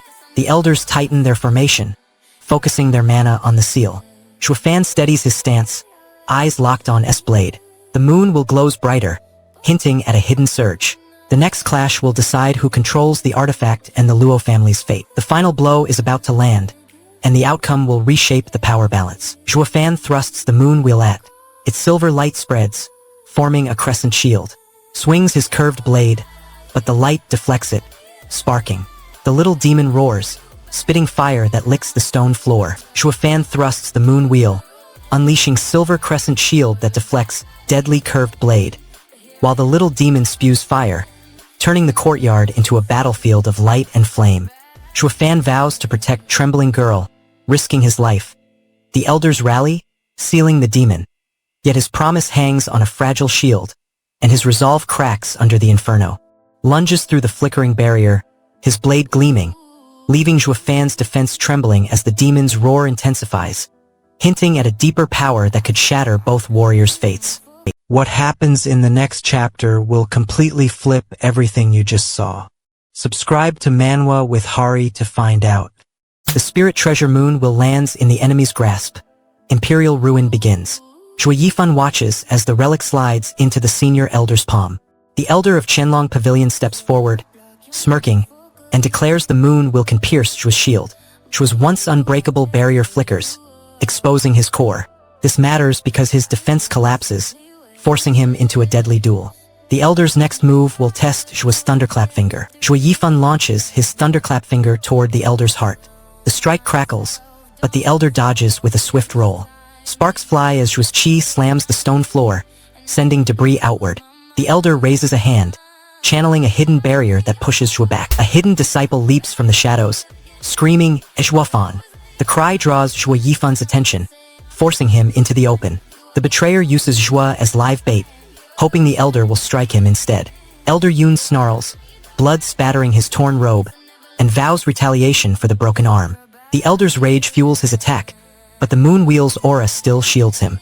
Shui Yifan steadies his hand, aware the next move could end the duel. Elder Yun promises revenge, urging Zhua onward. Elder Yun steps back, his eyes softening despite the blood. He raises a hand, telling Shui Yifan that the worst is over. Elder Yun steps forward, dismissing the young girl on the battlefield. He tells his allies to ignore her and to keep their focus on Shui Yifan and the operative. By sidelining the girl, he tries to concentrate their limited forces on the main threat. This matters because any distraction could let Shui Yifan exploit the moon wheel. Ignore the girl. Focus on Shui Yifan and... The elder's orders push the combat toward a tighter clash around the moon wheel. Shui Yifan smirks at the elder's commands. He taunts the opponent, saying their tricks work on others but not on him. He warns them not to try deceiving him again. The moon will glows brighter as Shui Yifan's injured hand grasps its rim. Energy surges through his veins. Elder Yu's eyes widen, realizing the demon emperor now holds the treasure. Raw power crackles, hinting a new turn in the fight. The elder prepares his final move. Shui Yifan seizes the moon wheel with his wounded hand, channeling its power while the child's explosive trap detonates, killing the intended victim and leaving Shui bloodied yet empowered. Shui Yifan risks his life, bearing a fresh wound to protect the grieving elders, while the vengeful elder's fury threatens to consume him, forcing Zhua to balance mercy and survival. Elder Yu watches as the moon wheel's radiant energy surges through Zhua, realizing the demon emperor now wields the treasure, while the child's hidden scheme looms, promising a deadly showdown. The next arc is darker, faster, and hits harder. Subscribe to Manwa with Hari and don't miss a second. The party drops to their knees beside the lifeless body. A shy girl blushes, prompting Yang Ming to bark. Why the awkwardness? They pry open the corpse, hunting for treasure. Inside they find a cracked Lei family combat manual, a faded CA family technique scroll, and a clutch of glowing spiritual stones. An emperor scoffs, just scraps, no royal worth. Still, they stash the trinkets. Beneath the pile, a strange, unmarked bag pulses faintly, waiting to be discovered. A harsh voice erupts, accusing a comrade of the murder and demanding every piece of loot. All eyes snap to a compact, rune-etched sack that hums with captured life. A black crow flutters inside, its eyes glittering like storm-lit lightning. The seasoned brothers receive orders. Return to the main house and inform the patriarch of the two fighters' daring feats. Their laughter rings, picturing the patriarch's stunned reaction. Yet a sudden reminder of the massive explosion reverberates through the camp, pulling focus back to imminent danger. The looming threat shadows their mirth. Uncle San narrows his gaze. Did anyone hear the explosion that rocked the valley yesterday? He reminds them that the Udall forces mistook the blast for the three elders' clash. The confusion hints at a concealed power, perhaps the living storage bag's crow. The mystery deepens, urging the clan to uncover the source before it erupts again. Zhuo Yifan points toward the Luo estate's shadowed courtyard. Zhuo Yifan slams the hidden lever, the wall sealing in an instant as the cloaked Tianxian master watches, turning the courtyard into an impregnable fortress. Lei bows deeply, his voice trembling. My newfound Tianxian power is still weak. I failed to protect the Luo family, and the rival's wrath will shatter my confidence. Uncle San's narrowed eyes reveal a hidden scheme. Beyond the valley, the Udall forces regroup, preparing a secret weapon capable of breaching even the sealed Tianxian barrier. Your support means more than you know. Subscribe to Manwa with Hari and be part of something real. You watch him shatter the Realm Master's shield with a dying breath of inner force. Zhuo Yifan lunges at Elder Yun, his cultivation a fraction of the Elders. The council gasps, certain of a swift defeat. His strike forces the ancient master to hesitate, even though his power dwarfs Zhuo's. The moment proves Zhuo is far from a harmless housekeeper. Retreat, the Elders exchange panicked glances, finally recognizing the hidden depth of his strength. Zhuo Yifan presses the attack, driving the council into heated debate. Elder Yun roars, retreat, while another elder snarls, you underestimate Zhuo Yifan. The bickering halts as Zhuo clashes with Tianxian Realm Master Ian Xian. Despite his meager cultivation, Zhuo Yifan declares his willingness to drink his enemy's blood, devour their flesh, and bury them deep. He argues he cannot blame his brother for aiding him, showcasing a twisted sense of loyalty. The onlookers gasp, realizing Zhuo's desperation after his recent injury. His brutal promise signals a grim shift toward more violent tactics. I can drink his blood, eat his flesh, dig his grave. We'll soon report this savage oath to the patriarch. Zhuo Yifan offers to treat the speaker as a brother, promising aid whenever needed. He underscores his new loyalty, trying to bind allies after his recent victories. Zhuo Yifan snatches the glowing corpse from the storage ring, dark energy spiraling around his hand as his violet eyes blaze, channeling the dead's lingering chi into a violent surge that shatters the battlefield. The raw power erupts, sending shockwaves that rip through the council's defenses. His brutal oath to devour foes' blood and treat allies as brothers forces him to betray his humanity, while his comrades watch, fearing that each dark pulse costs another soul and threatens their fragile alliance. The grim promise hangs heavy over the battlefield, promising more bloodshed. Elder Yun reels from the blast, but the swirling dark chi threatens to consume Zhuo Yifan himself, leaving the fate of the three Zhu brothers and the mysterious storage ring hanging in a trembling silence. The looming danger sets the stage for an even darker showdown. Be a legend. Hit the button. Subscribe to Manwa with Hari. The gift from his brother twists into a curse. The golden-purple lightning eye flickers out, shattering fate. Fan strides toward Zhou, clutching a tightly wrapped parcel, declaring it a present for him. Zhou narrows his eyes, feeling a dark pulse from the package. The air crackles. That eye is the only key to the three sights. Their tense stare ignites a deadly bargain. Brother Joe, I have a gift for you. Joe's mind races, wondering what darkness lies inside. Fan pressures Joe, demanding a priceless offering to rescue the crumbling Luo clan. He points out the clan's ruin and asks if Joe can summon an ancient formation array. A comic-style caption bursts, "Kwaikan Manhwa," providing a brief, playful pause. The joke fades, and Fan steadies himself to recount his harrowing past. Fan recounts his teenage ordeal in Luo Lake Canyon. A vortex of violet lightning snatched him into a sky tunnel, slaying his masters in an instant. He battled the storm, heard a lone chant echo, and shouted the mantra, "Kai, Kwai Ka Manhwa." The chant fused the golden-purple lightning eye onto his sight. This eye becomes the sole key to unlock the sights and the Emperor of Heaven's treasure. I survived a purple lightning tornado in Luo Lake Canyon. A spell echoed, then I gained the golden purple lightning eye.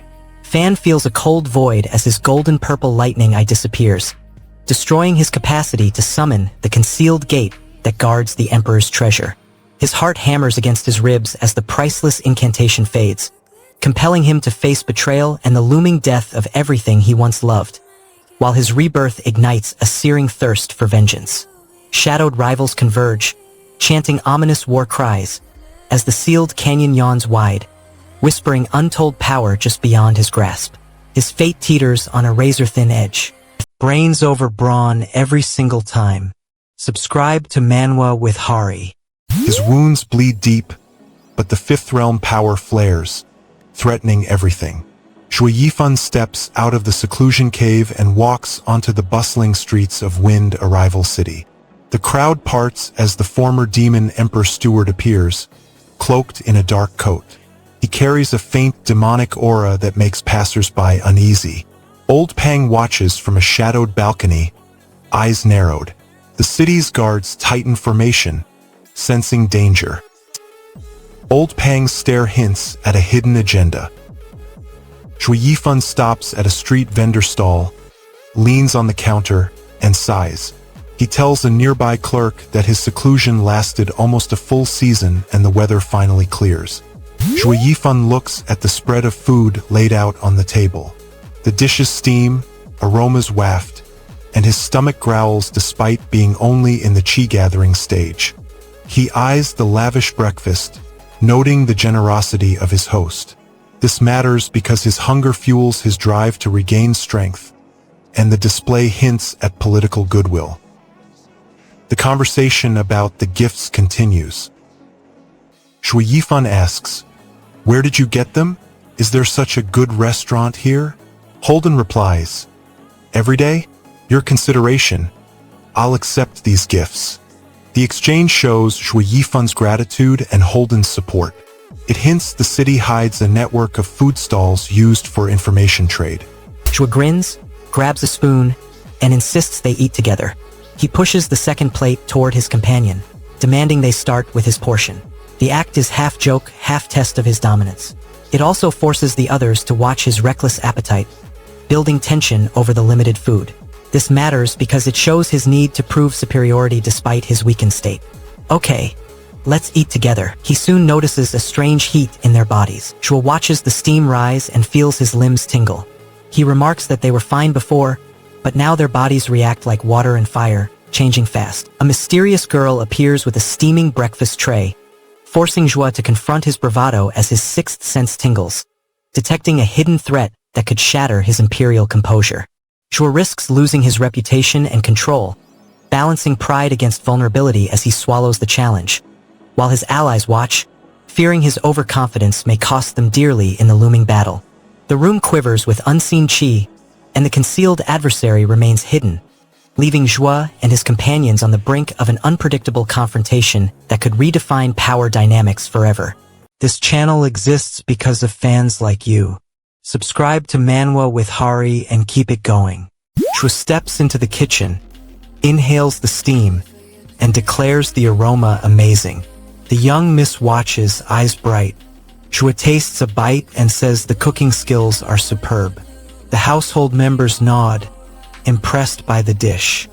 His praise boosts the Mrs. confidence, and his refined palate hints at his lingering emperor power. The scene sets the tone for his influence over the family. Big Brother Zhuo watches, already plotting his next move. The young Miss boasts she has trained 10 years in the kitchen, claiming no one in Fenglin City can match her cooking. The household gathers, murmuring agreement. Zhuo leans forward, tasting the broth, and smiles. The characters notice a green emblem labeled Lure Jiao Yur, hanging above a door. The symbol suggests a secret cellar used by palace staff. Whispers spread that the cellar stores rare herbs and magic. Its presence signals a covert operation within the household. Controlling the cellar could give someone leverage over the family's resources. Two masters step forward, each claiming authority over rival regions.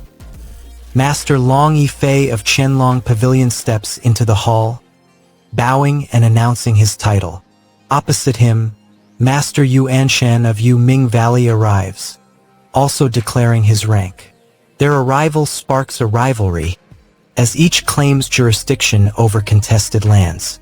The tension hints at an upcoming clash over the seven families' pact breach. A senior official steps forward and declares that both Yuming Valley and Qianlong Pavilion share blame for the conflict. He argues that each side ignored the pact's terms and escalated the fight. This matters because it signals a possible compromise and shows the council is willing to judge both parties, not just one. The emperor then prepares his formal order. The emperor raises his hand, commands the council to pass his decree. Qianlong Pavilion must pull out of Fenglin City, and the city will no longer belong to them. His edict instantly shifts the power balance, forcing Qianlong to abandon a strategic stronghold. The proclamation silences the heated argument, as all eyes turn to the imperial seal. The emperor slams his hand on the council table, issuing a decree that Qianlong Pavilion withdraws from Fenglin City, and the city is stripped from their claim, reshaping the power balance instantly. Yuming envoys feel triumph as they uncover a millennia-old secret order, confirming their ancestors' knowledge, while Qianlong loyalists taste humiliation, fearing the loss of their foothold and future influence. A shadow flickers over the glowing imperial seal, and a concealed map of Fenglin City glows with hidden routes, hinting at an unseen player poised to strike before the new cultivation project even begins. The psychological warfare in this arc is insane. Subscribe to Manwa with Hari. He shatters the pavilion gate, seventh realm energy blazing. The stone doors splinter.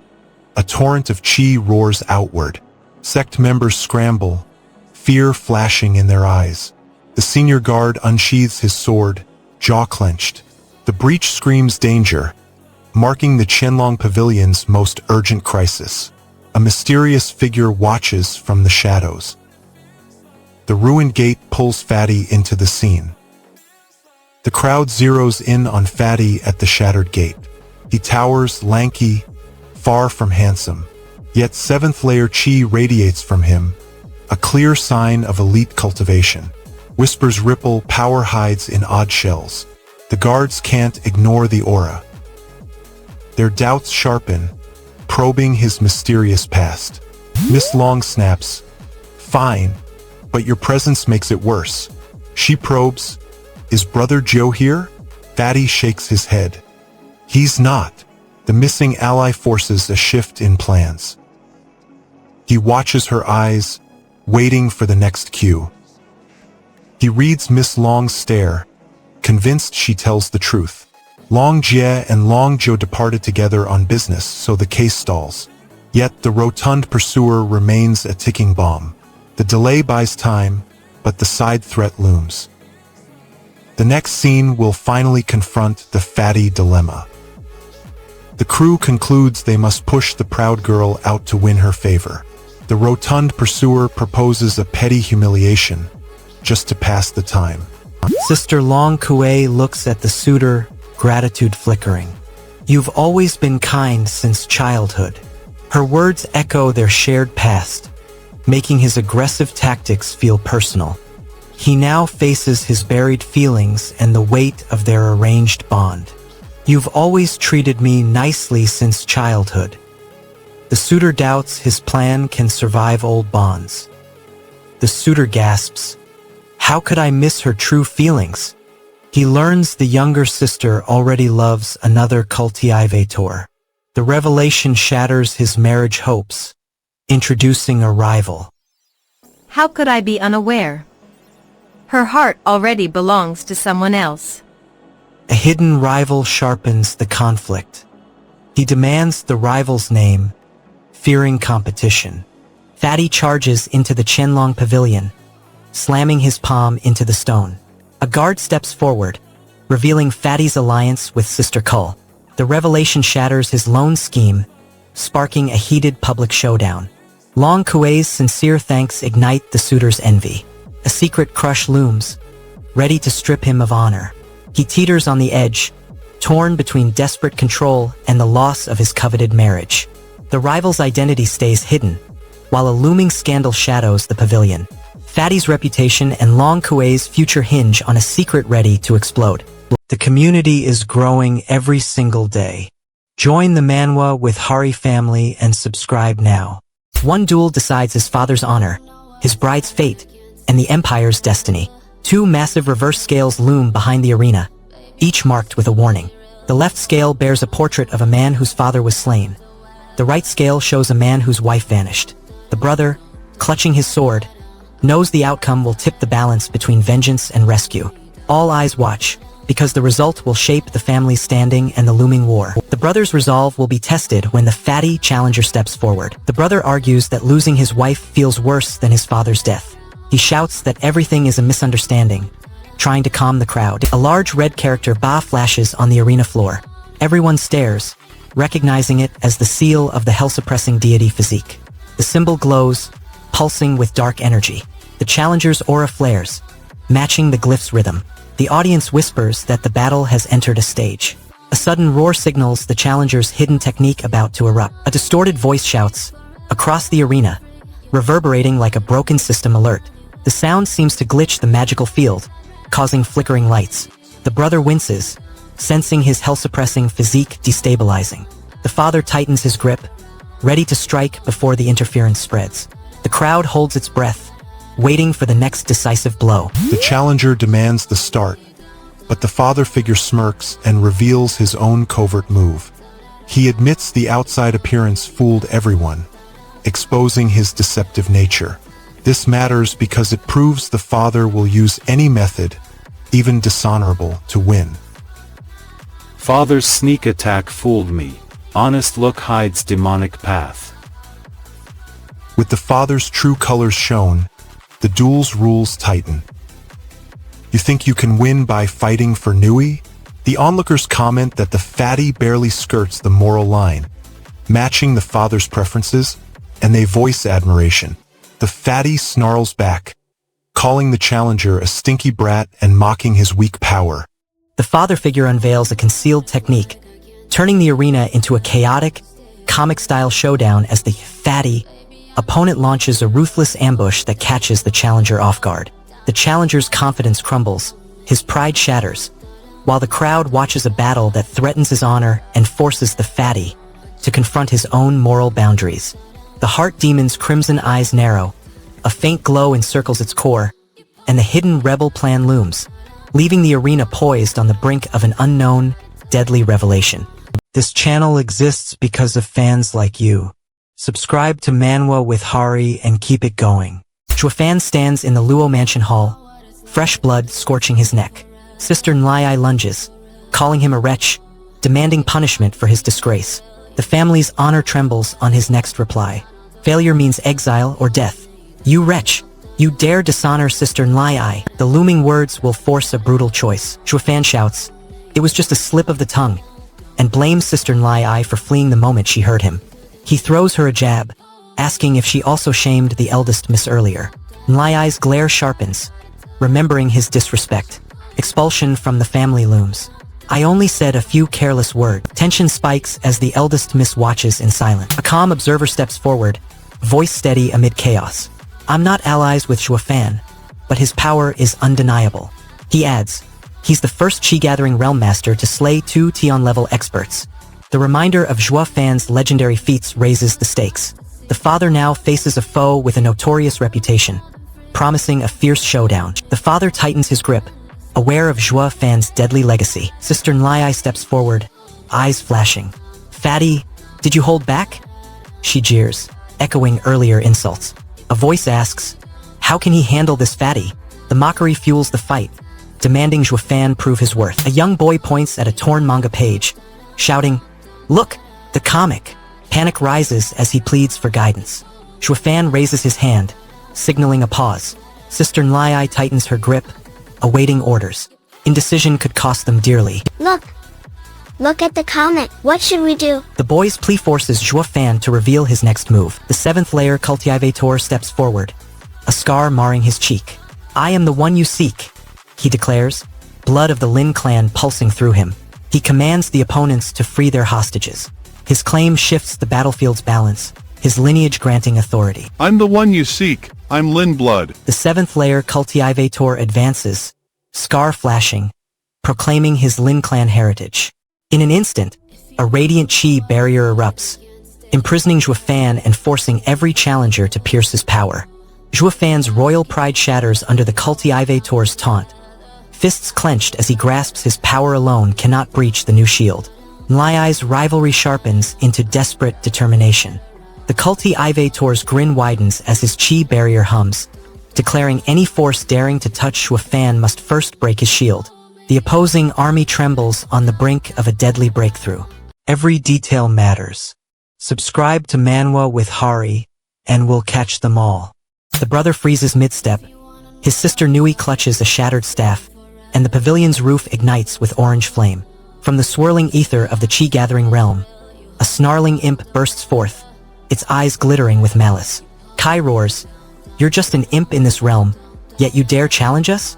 The brother stays pinned. Nui's cries echo, and the looming inferno threatens to swallow their mission. The imp's jeering challenge forces the squad into a split-second gamble. Act now or watch everything crumble. Kai slams his palm on the ground, laying out a ruthless order. First, annihilate the imp. Second, cut down the rotund fatty, lurking nearby. Third, seize the spirit treasure and finish the mission. Kai thrusts his hand upward, bellowing, "Gather!" The members channel their magic, weaving a brilliant vortex that squeezes the imp's shadowy aura. The combined spell surges like a storm, forcing the creature to stagger. Their power crackles, the air humming with raw energy. The shield flickers, begging for a final, decisive blow. "Gather!" echoes across the battlefield as they brace for the ultimate strike. The imp's defenses crumble. Can their unified might shatter the darkness forever? A deep, resonant voice booms as the shadowy figure steps forward. "Daring to cause trouble in my territory." It growls, eyes igniting crimson. The imp reels, unable to resist the newcomer's overwhelming aura. The aura swells, and both Kai and Bella shout in awe. "It feels just like the legendary Father Emperor's power," Bella exclaims, voice trembling with reverence. Kai adds, "His might surpasses even the Father Emperor's. Any challenger will be crushed."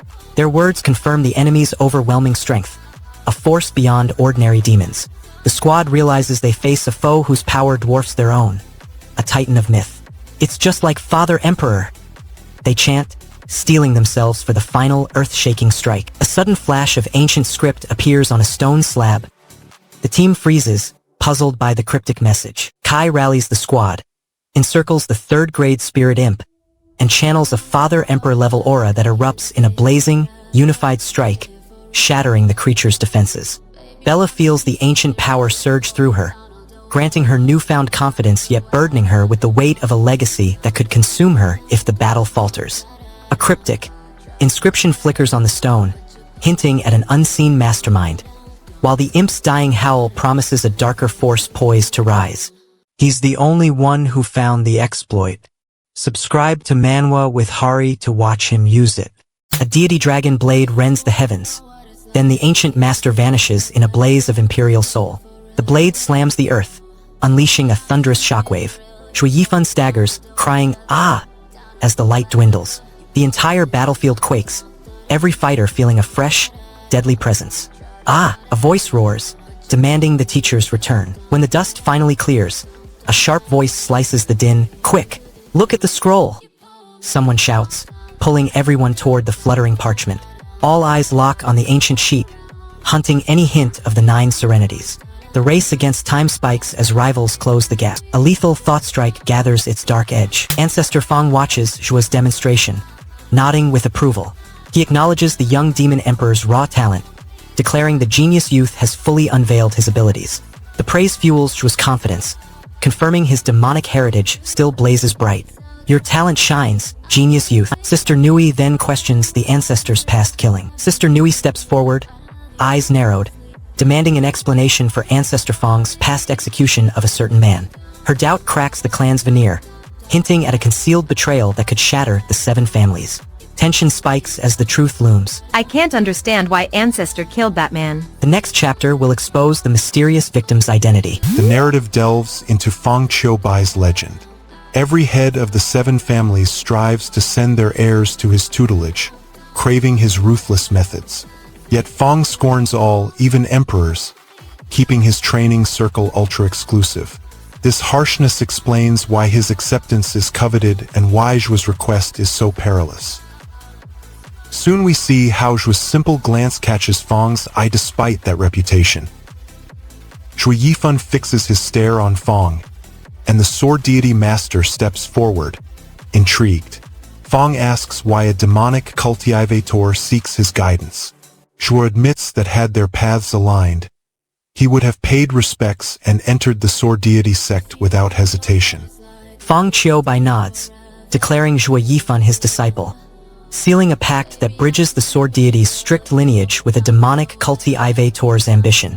Zhuo Yifan feels an unprecedented surge of power coursing through him, yet the dread of betraying his demonic roots and the 7 families' expectations gnaws at his resolve.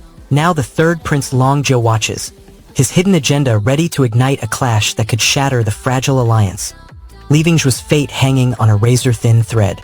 He's playing chess while they're playing checkers. Subscribe to Manwa with Hari. He signs and the Luo Empire trembles. Ink drips from his quill as the pact between Qianlong Pavilion and the Luo clan ignites. Elders gasp.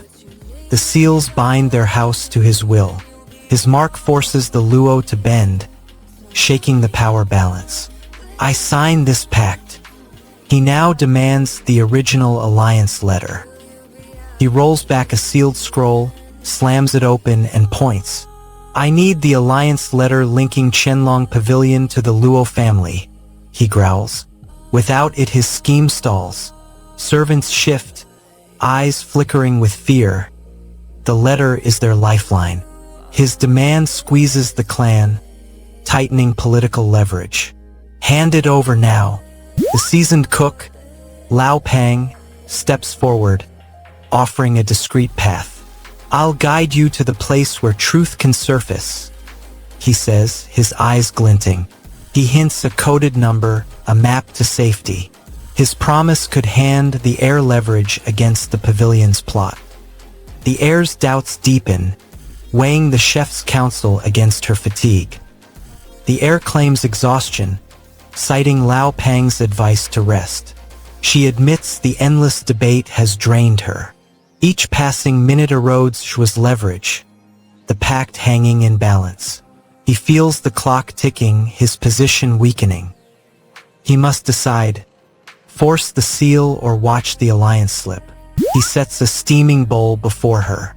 She lifts the spoon, takes a tentative bite, a faint smile curling. A junior housekeeper refills teacups, the room brightening. The household begins to accept his presence, a crucial step toward securing the Luo's support. A shout erupts from the hallway. A young servant spots Teresa, yells, "Teresa, look!" He points to a hidden scroll on a high shelf. Teresa turns, eyes widen at the sealed Qianlong Pavilion emblem. The discovery hints at the alliance documents, nudging the Luo toward Zhuo's bargain. A surprised voice calls Zhuo's name. Teresa gasps, then shouts, "Zhuofan!" Recognizing the seal, she connects it to him. Shua strides to the sealed scroll, eyes locking onto the pavilion seal. He affirms his identity, cementing his claim to the coveted alliance. The air feels fragile hope bloom as Shua's steady gaze eases her doubts, but his unreadable silence still threatens to fracture her trust, leaving her heart trembling on the brink of betrayal. With the pavilion seal exposed and the alliance's weight pressing down, whispers of the heart demon's lingering presence echo, promising a deadly showdown that could unravel Shua's hard-won claim. For those who want the full picture, not just the highlights, subscribe to Manwa with Hari. The night swelters as Lao Pang shadows the fever-stricken miss. Lanterns flicker, shadows dance, and an assassin slips through the dark doorway. Shua bursts into the hallway, eyes locking on a cloaked figure near the chamber. The killer brandishes a dagger, the crystal at the miss's throat glinting temptingly. Shua lifts his hand, ready to intervene. The miss coughs, her fever spiking. Tension crackles. "Stay back, assassin." Lao Pang snarls, then demands, "What's the problem?" Lao Pang rushes to Zhua, eyes wide. "What's the problem?" Zhua gestures at the trembling miss, her skin flushed, breath shallow. He explains the assassin seeks the golden token concealed in her room, a relic that could tip the Empire into chaos. Zhua pleads, "The miss is too ill for a meeting today. Send him back tomorrow." Lao Pang erupts. The Emperor's orders are not optional. He insists the envoy must be received now, regardless of the miss's condition. Their argument crackles, exposing the brutal weight of Imperial command. The servant cites the order source, a generous official nicknamed Fatty, who promises mercy to the innocent. He urges Zhua to obey, promising safety if they comply. Zhua hesitates, the weight of defiance heavy, then nods, fearing the consequences. Tension spikes as the household braces for the Imperial envoy's arrival, the golden token gleaming ominously. Zhua Yifan slams the Imperial token onto the lacquered desk, its gold flash igniting the room's tension. Lao Pang scolds Zhua for his youthful arrogance, reminding him no one dares challenge an emperor. A side voice interjects, asking about the fatty injury, demanding a quick glance. The banter shows how even minor wounds become political fodder, forcing Zhua to juggle imperial respect and gossip.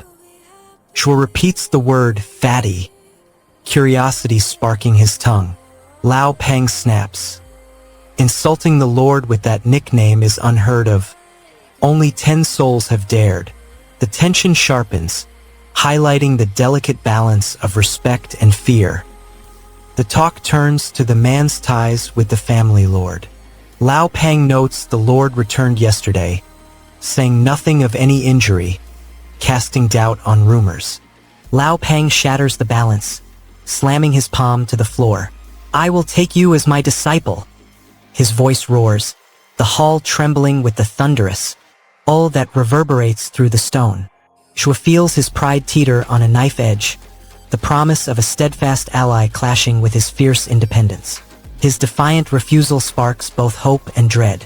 As Zhua hurls his final challenge, the hall trembles with anticipation, the true source of the fatty insult and the Empire's fate hanging in the balance. The world is expanding and you'll want a guide. Subscribe to Manwa with Hari. The hidden rule of Zhu Oven threatens to tear the Luo clan apart. In a shadow-filled hall, a sealed parchment glints beneath a trembling lantern. Servants murmur, eyes flickering to the sigil of the ancient demonic emperor. Every breath holds the weight of a secret about to erupt. The seal shatters with a crisp crack, and the housekeeper's next choice will decide who finally sees the truth. Zhuofan strides through the east wing, a folded note clenched in his fist. He halts at a doorway, points sharply to the left corridor, and orders the attendant to take that path. The servant bows, understanding the hidden command. The assembly hears Zhua Yifan proclaim himself a protector of the master's honor, positioning himself as a loyal courtier. The other heads note his unwavering commitment, recognizing that his presence fortifies the Luo household's defenses.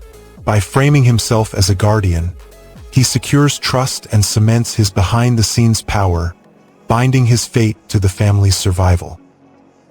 Centuries weigh upon us, Shui Yifan intones, his voice echoing through the chamber.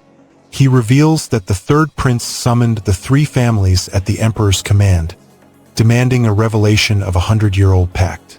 Each leader will receive an ancestral decree. No hostility, mutual support, and a binding oath to never abandon Feng Lin. A bold banner flashes across the final scene, urging readers to explore the website for the next chapter. The URL www.xyz glows in crimson, while the credit line Banjir Dal anchors the script's creator. This teaser promises deeper secrets and the next twist in the Empire's tangled fate. At the summit's apex, Shui Yifan stands atop a marble dais, brandishing the ancient tablets. He proclaims the hidden pact that crowns the Luo, Kai, and Lei clans as the Empire's true founders, and he unveils the enigmatic mechanism that could rewrite destiny itself. Luo Yunshang's world shatters as his scream reverberates, forcing him to confront the crushing truth that his family's ancient privilege teeters on annihilation. The third prince bows, his apology heavy with guilt, as the summit's fragile balance teeters on the edge of collapse. Now the Empire's power hinges on four concealed pillars, while the cryptic code flickers on the horizon. The fate of the seven families trembles, and the stability of the entire empire hangs in uncertain suspense. Your time is valuable. I won't waste it. Subscribe to Manwa with Hari. The Pearl's secret order collapses. The Luo clan's fate now rests on a single betrayal. Shui Yifan watches the shattered relics of the Pearl from the Luo Manor's courtyard. The shattered crystal glints, and the remaining Luo elders whisper about the lost Xian Jie techniques. Shui's eyes narrow, knowing the Empire's power balance teeters on this ruin. The scene ends with a lingering dread as the Imperial Highness steps forward, demanding the forgotten art. The Highness's demand will set the next conflict in motion. The Imperial Highness bursts into the council hall, slamming a seal on the table. He orders Shui Yifan, the housekeeper, to procure the Xian Jie martial arts for the Empire. Lightning crackles across the marble courtyard as Shui Yifan lunges toward the heart demon Miss, demanding the sealed relic. She hisses, "You think a former emperor can command me?" He shatters her shield with a demonic rune, forcing the relic to glow. The relic erupts, granting him a surge of ancient demonic essence, and the Luo servants gasp, sensing the first true power the family has reclaimed. An elder steps forward, pointing at the scrolls. He declares the recovered techniques serve not just the prince, but the entire Luo family. "It's also for the Luo family," he says, emphasizing the clan's survival. The statement unites the council around one goal: protect the Luo lineage. Shui Yifan steps forward, dismissing the need for further debate. He calmly states that the council's deliberations are unnecessary because the facts are clear.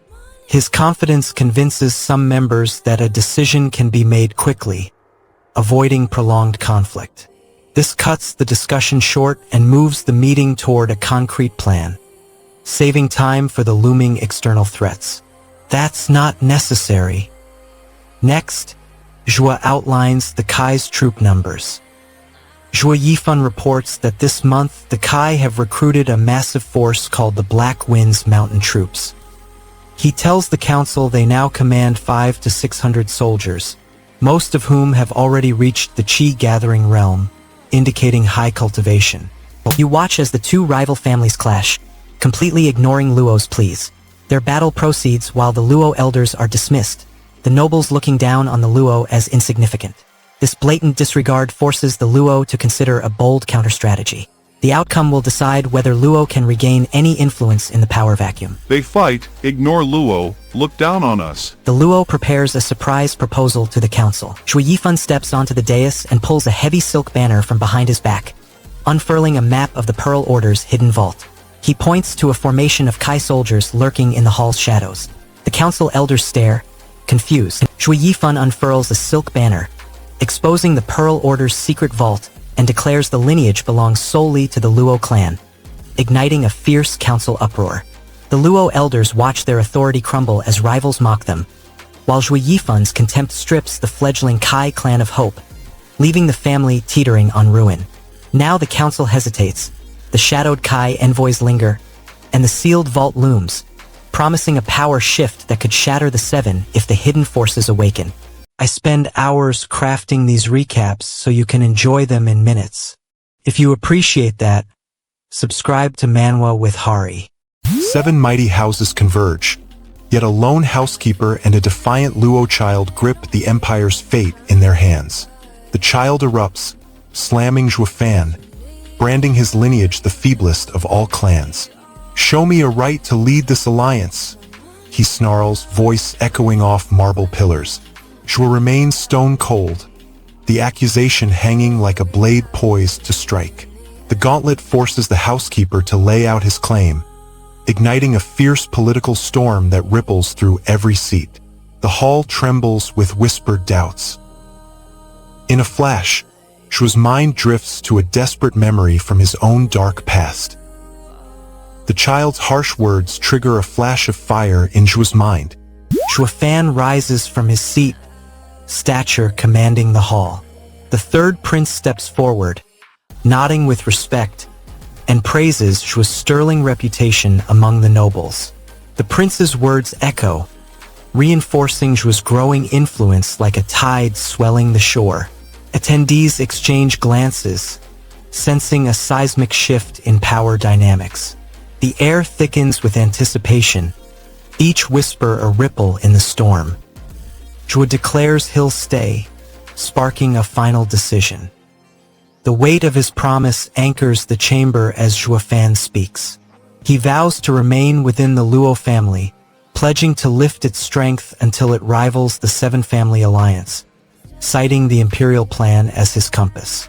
Zhuofan rises, pledges to bind the Kai and lay families under Luo rule, and offers himself as a slave to restore the Luo clan's honor, igniting the hall with the Pearl Order's radiant sigils. Zhuofan's sacrifice weighs heavily, his soul trembling between redemption and eternal servitude, while the nobles grapple with the possibility of losing their autonomy to a single family's ambition. Watches, eyes narrowed, questioning the merger's legitimacy, his silent challenge echoing through the chamber as elder voices clash over the new alliance's fate. We all know you should be sleeping, but you're here. Subscribe to Manwa with Hari anyway. Bloodbound brotherhood ignites as betrayal looms over the Tianyu Empire. The chapter opens with a flickering scan watermark, heralding a tense council between the third prince and the reborn demonic emperor. All eyes watch, knowing that a fragile pact could tip the empire toward ruin or resurgence. Yuan Song steps forward, voice raw, ready to seal the oath that may decide the empire's fate. Yuan Song raises his hand, eyes blazing, and declares, "I, Yuan Song, swear we become brothers forever, never betray." The prince's gaze locks onto Zhuofan, who nods, grips his sword, and echoes the promise. Yuan Song presses for details on the secret Pearl Order, a directive that could tip the balance of the seven families. Zhuofan brushes it off, claiming he already explained it, evading the probe. Their exchange reveals hidden agendas and the political weight of the oath, hinting that the Pearl Order may conceal a game-changing secret that could erupt at any moment. Voices clash over the plan's ambition. One champion hails it as extraordinary and logical. Another snarls that its goal feels petty, unfit for an emperor's vision. The debate hints at manipulation. Perhaps a hidden hand reshaped the imperial intent. A sudden gust whirls papers across the courtyard. Yuan Song points to the chaos and asks, "What did Prime Minister Zhuge really mean by his cryptic warning?" Zhuofan frowns, realizing the Prime Minister's words may tie directly to the looming crisis. Their exchange forces both to rethink the political threat looming on the horizon. Yuan Song steps forward, hand gripping Zhuofan's shoulder, and proclaims, "From now on, you're my brother. You'll join the Four Pillars and help shape the continent." The oath cements their alliance, promising power and influence while raising the stakes of the impending power struggle. Their declaration reverberates through the camp, just as a sudden shout erupts. A colossal, iridescent leviathan erupts from the river, its gaze fixed on the assembled leaders.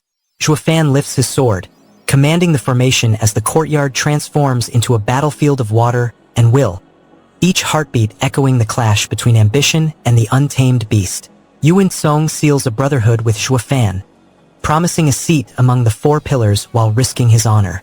The Hidden Pearl Order's release now threatens to erase every hard-won alliance and ambition, casting a looming shadow over their newfound pact. The shimmering Leviathan roars, water surging, leaving the leaders teetering on the brink as the mysterious puppeteer behind the order watches, promising a darker storm that could swallow their world.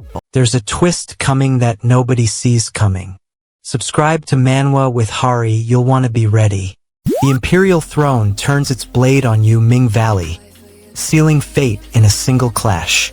Rex climbs the sheer cliff that crowns Fonglin City, sword glittering against the sunrise. He roars, refusing the Emperor's command, and his words snap the soldiers into a tight phalanx. The valley's heart pounds, ready to defy destiny. We stand firm. No retreat. The air crackles with the promise of a brutal showdown. Rex surveys the hurried trench work, crumbling walls rebuilt by scarred hands. Tattered banners flutter over fresh earth, a silent testament to a decade of sweat. He curses the wasted 10 years, and the soldiers feel the sting of futility. Soldiers tighten their formation behind Echo, spears glinting under the sun. They await the signal to storm Fonglin City and enforce the decree. The silence screams readiness, turning Imperial threat into an imminent assault. Rex finally raises his voice, prepared to expose the decade-long plot. Rex erupts, accusing the Imperial conspirators of a 10-year scheme to expel the valley. He shatters the veil of secrecy, forcing the Empire to face its betrayal. For 10 years, all this was your plan. The next scene shows the Emperor's cold reaction, the tension thickening. Chong Feng steps forward, eyes blazing as he confronts the Emperor's envoy. He demands proof, challenging the decree and sowing doubt among the loyalists. A high-ranking official steps forward, proclaiming Rex worthy of the First Wiseman title and head of the Four Pillars, even granting him Prime Minister rank. He declares Rex can summon the two seniors, including Fong Bai, the Dragon Guardian. The valley's political weight surges, opening a path to ancient power, yet Rex doubts his own merit. Rex confesses his self-doubt, claiming he is unworthy to confront the ancient seniors. He calls himself exaggerated, unfit for the Wiseman mantle, and fears the Imperial family's wrath. His admission lays bare deep insecurity that could stall the valley's plan to wield the seniors' power. I am not worthy to face those ancient monsters. A black wind mountain shrouded in fog looms, a lone cloaked figure slipping through the mist, eyes scanning the ancient pines. The caption whispers a secret summons, hinting at a covert meeting between valley spies and the dormant sages. The misty peak becomes the crucible where dragon guardians may awaken. The Emperor lifts a sealed scroll, proclaiming a new edict. Yu Ming must abandon Fonglin City within 3 days. Imperial scribes stamp the decree with the sovereign seal. From the balcony, Rex watches, jaw clenched, then signals his advisors to fortify the walls. Guards scramble to block supply routes. The valley now faces surrender or open war, while the hidden power of the Pearl Order looms ominously. The Prime Minister presses Rex, demanding he either don the Wiseman mantle or watch his valley crumble under the Emperor's 3-day withdrawal edict. The weight of destiny bears down, the valley's future hanging on a single decision. Rex feels the crushing weight of his people's survival, his humility cracking under the threat of annihilation. Yet a fierce defiance ignites within him, turning doubt into unyielding resolve. A shadowy palace advisor lurks in the darkness, ready to ensnare the rebels. The valley's fate now balances on an unseen blade, while the Empire's true intentions remain hidden. The action is only getting faster. Subscribe to Manwa with Hari and try to keep up. The Luo clan grabs power, yet the 7 great families threaten to crush them. Zhuofan turns, hearing a voice call his name from the hallway. The Luo elder points at his back, reminding him of the oath to protect the family. He feels the promise pressing on his shoulders as the clan looks to him for leadership. This matters because his next move decides whether the Luo survive the looming assault. The miss steps forward, demanding he follow her deeper into the manor.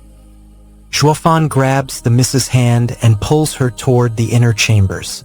The corridors echo with their footsteps, servants pausing as they pass. The miss glances back, eyes wide, but she obeys without protest. The miss clutches the table, her hand shaking as the words settle. She whispers a shocked exclamation, her heart racing. She looks at Zhuofan, eyes flashing with fear. The room tightens, the air heavy with unspoken fear. The elder watches, his brows furrowed. Her reaction shows how fragile the clan's confidence has become under Zhuofan's bold plan. I'm shocked. An elder steps forward to warn them. You feel the weight of every promise they made to the empire. The Luo elder stands, his voice grave, reminding everyone that their temporary safety hinges on the secret pearl order owed to the imperial family. He also warns that the Yuming Valley, already offended, watches their moves closely. Zhuofan turns to the miss and says he will be back as soon as possible. He mentions he will call Yunhai and recruit experts for the Luo family to shore up their defenses. The miss nods, anxious about the looming threat. His promise matters because recruiting skilled allies will give the Luo house a buffer while he hunts for the ancient power. I'll return soon, recruiting experts for the Luo family. He then brings up the places he must explore. Zhuofan explains his next objective: to locate the remains of the ancient emperor hidden in one of the 3 places. Lao Pang, a senior advisor, steps into the hall, his eyes scanning the scrolls. He asks the miss if she remembers what Long Nui whispered before his disappearance. The question hangs heavy, hinting at a forgotten promise that could guide their next move. The miss frowns, trying to recall the exact words. This matters because Long Nui's warning may hold the key to unlocking the ancient emperor's hidden power. Lao Peng, do you remember what Long Nui said before? The recalled warning may drive Zhuofan toward the emperor's remains. A cloaked stranger steps forward, brandishing a rebirth technique that promises to shatter Zhuofan's chi-gathering ceiling and catapult him into a higher realm, igniting fierce hope and dread. Zhuofan feels the crushing weight of clan duty and sisterly expectation, while the Luo miss clings to the glowing array, both teetering between salvation through power and the terror of an agonizing rebirth. The cloaked voice warns that the rebirth could rend his heart, leaving Zhuofan poised on the brink of a searing trial that could either forge an emperor or extinguish his very soul. Turn on notifications and make Manwa with Hari your go-to spot for the latest updates. The Luo patriarch collapses, blood spilling as the skill erupts, a feral rage that cannot be contained. In that chaos, Shui Yifan uncovers a hidden Xuanjia demonic body forging method, an intermediate level art that defies ordinary cultivation. Unlike any rite, it requires no prior level, only sheer will. Promises a surge of power in days, but the price is savage. A single misstep, a halted ritual, shatters the soul. A grim warning about abandoning the forge looms ahead. The ancient manuscript crackles with a dire prophecy. Once the demonic forging ignites, retreat is impossible. Any attempt to halt the flow will splinter his spirit, leaving his soul in tatters. I'm ha-ha, he snarls. My hardships forged steel in my bones. I won't fall easily. With the patriarch gone, the Luo household scrambles, bolstering walls and sharpening blades, preparing to survive the looming storm. The young master's voice cracks, pleading with Brother Zhua to return, insisting the clan cannot act without his guidance. The raw desperation presses Brother Zhua to contemplate a hasty return. Shui Yifan's next decision will tip the balance between ruin and salvation. Amid the shattered Luo manor, Shui Yifan stands over the sobbing air, his demonic aura flickering like cursed lantern light across broken tiles. A shadowy presence leans in, its voice a razor-thin whisper. Betray me. The heart demon that shackles Jua to the Luo household threatens treachery, promising to turn on him when least expected. The ominous promise forces Jua to plot a desperate counter-move. Jua Yifan lays out the intermediate-level Xuanjia demonic body-forging method to pain beyond mortal limits, power that eclipses high cultivators. He then unveils a concealed shadow skill, allowing him to select trusted allies and forge a covert guard. He commands to scour the orphanage for 610-year-old youths, molding them into the core of this hidden legion. This covert army will shield the Luo family from unseen threats. Bursts through the standoff, vowing to rally 610-year-old orphan guards and unleash the Xuanjia demonic body forging before the hidden team arrives. Jue Yifan's compassion wars with his duty, fearing the rescued child's innocence will fade while he bears the promise to shield a fragile orphan legion, his heart trembling between hope and dread. A cold whisper from the bound heart demon drifts through the hall, hinting at betrayal as the doors slam, leaving the orphan army's fate and the manor's survival teetering on a razor's edge. Everyone loves a comeback. Subscribe to Manwa with Hari to watch him rise. Spirit beasts are power amplifiers for cultivators. Orthodox sects tame them as faithful companions. Demonic cultivators corrupt them into monstrous tools. Finding a beast via the Mount Beast ritual skyrockets a cultivator's level. First, one must cross Yo Liming Valley, the sole gateway to the Mount Beast grounds. The valley itself becomes the first gauntlet on the road to greatness. Zhuofan now needs a permit to breach its borders. Zhuofan and his guides stand before the valley gate. A stern guard blocks the path, demanding an entry permit token. Halt! Show your token, he bellows. The token lies deeper inside, and every second ticks away. The guard slides the massive gate aside once the token flashes. The girl's voice drops low. If not, 快看漫画. The phrase glitches in Zhuofan's mind like a broken transmission. He suspects a hidden code pointing to a secret passage marked by a comic scene. Scanning the stone walls, he spots faint inked lines that match the phrase. The clue could let him slip past the diamond quicksand barrier without triggering its trap. A lone voice offers a risky solo escape. Xiaoping steps forward, eyes sharp, and declares, "Go alone. No permit needed to leave the city." He points to a narrow tunnel that snakes out of the valley's heart. Xiaoping laughs, relieved that someone finally helps him escape the grim valley. The worst of my day ends with this rescue. Zhuofan replies, "We'll scan the area for traps," confirming they'll move together. Their banter shows growing trust, and their plan to use the hidden route gains momentum. Amazing. Finally someone can take me away from this place. Xiaoping introduces himself, then asks, "Brother, what's your name?" Zhuofan answers simply, "Zhuofan." The brief intro cements their partnership and clarifies who's who for the upcoming deal. Knowing each other's names strengthens their fragile alliance as they prepare to claim the token. They also note the ticking deadline imposed by the valley's guards. "My name is Xiaoping. Brother, what's your name?" "Zhuofan." Zhuofan strikes a desperate bargain with Xiaoping, agreeing to share the coveted token while they sneak through a secret trail that bypasses the deadly diamond quicksand, sealing the valley's entrance. Zhuofan feels his life hanging on this fragile alliance, gaining a sliver of hope for escape while risking betrayal and the loss of everything he values in a valley that devours travelers. The hidden trail's safety remains uncertain, and the mysterious forces behind Ming Valley's lax security loom, leaving Zhuofan and Xiaoping on the brink of a trap that could seal their fate forever. You won't find a better recap. Prove me wrong or subscribe to Manwa with Hari.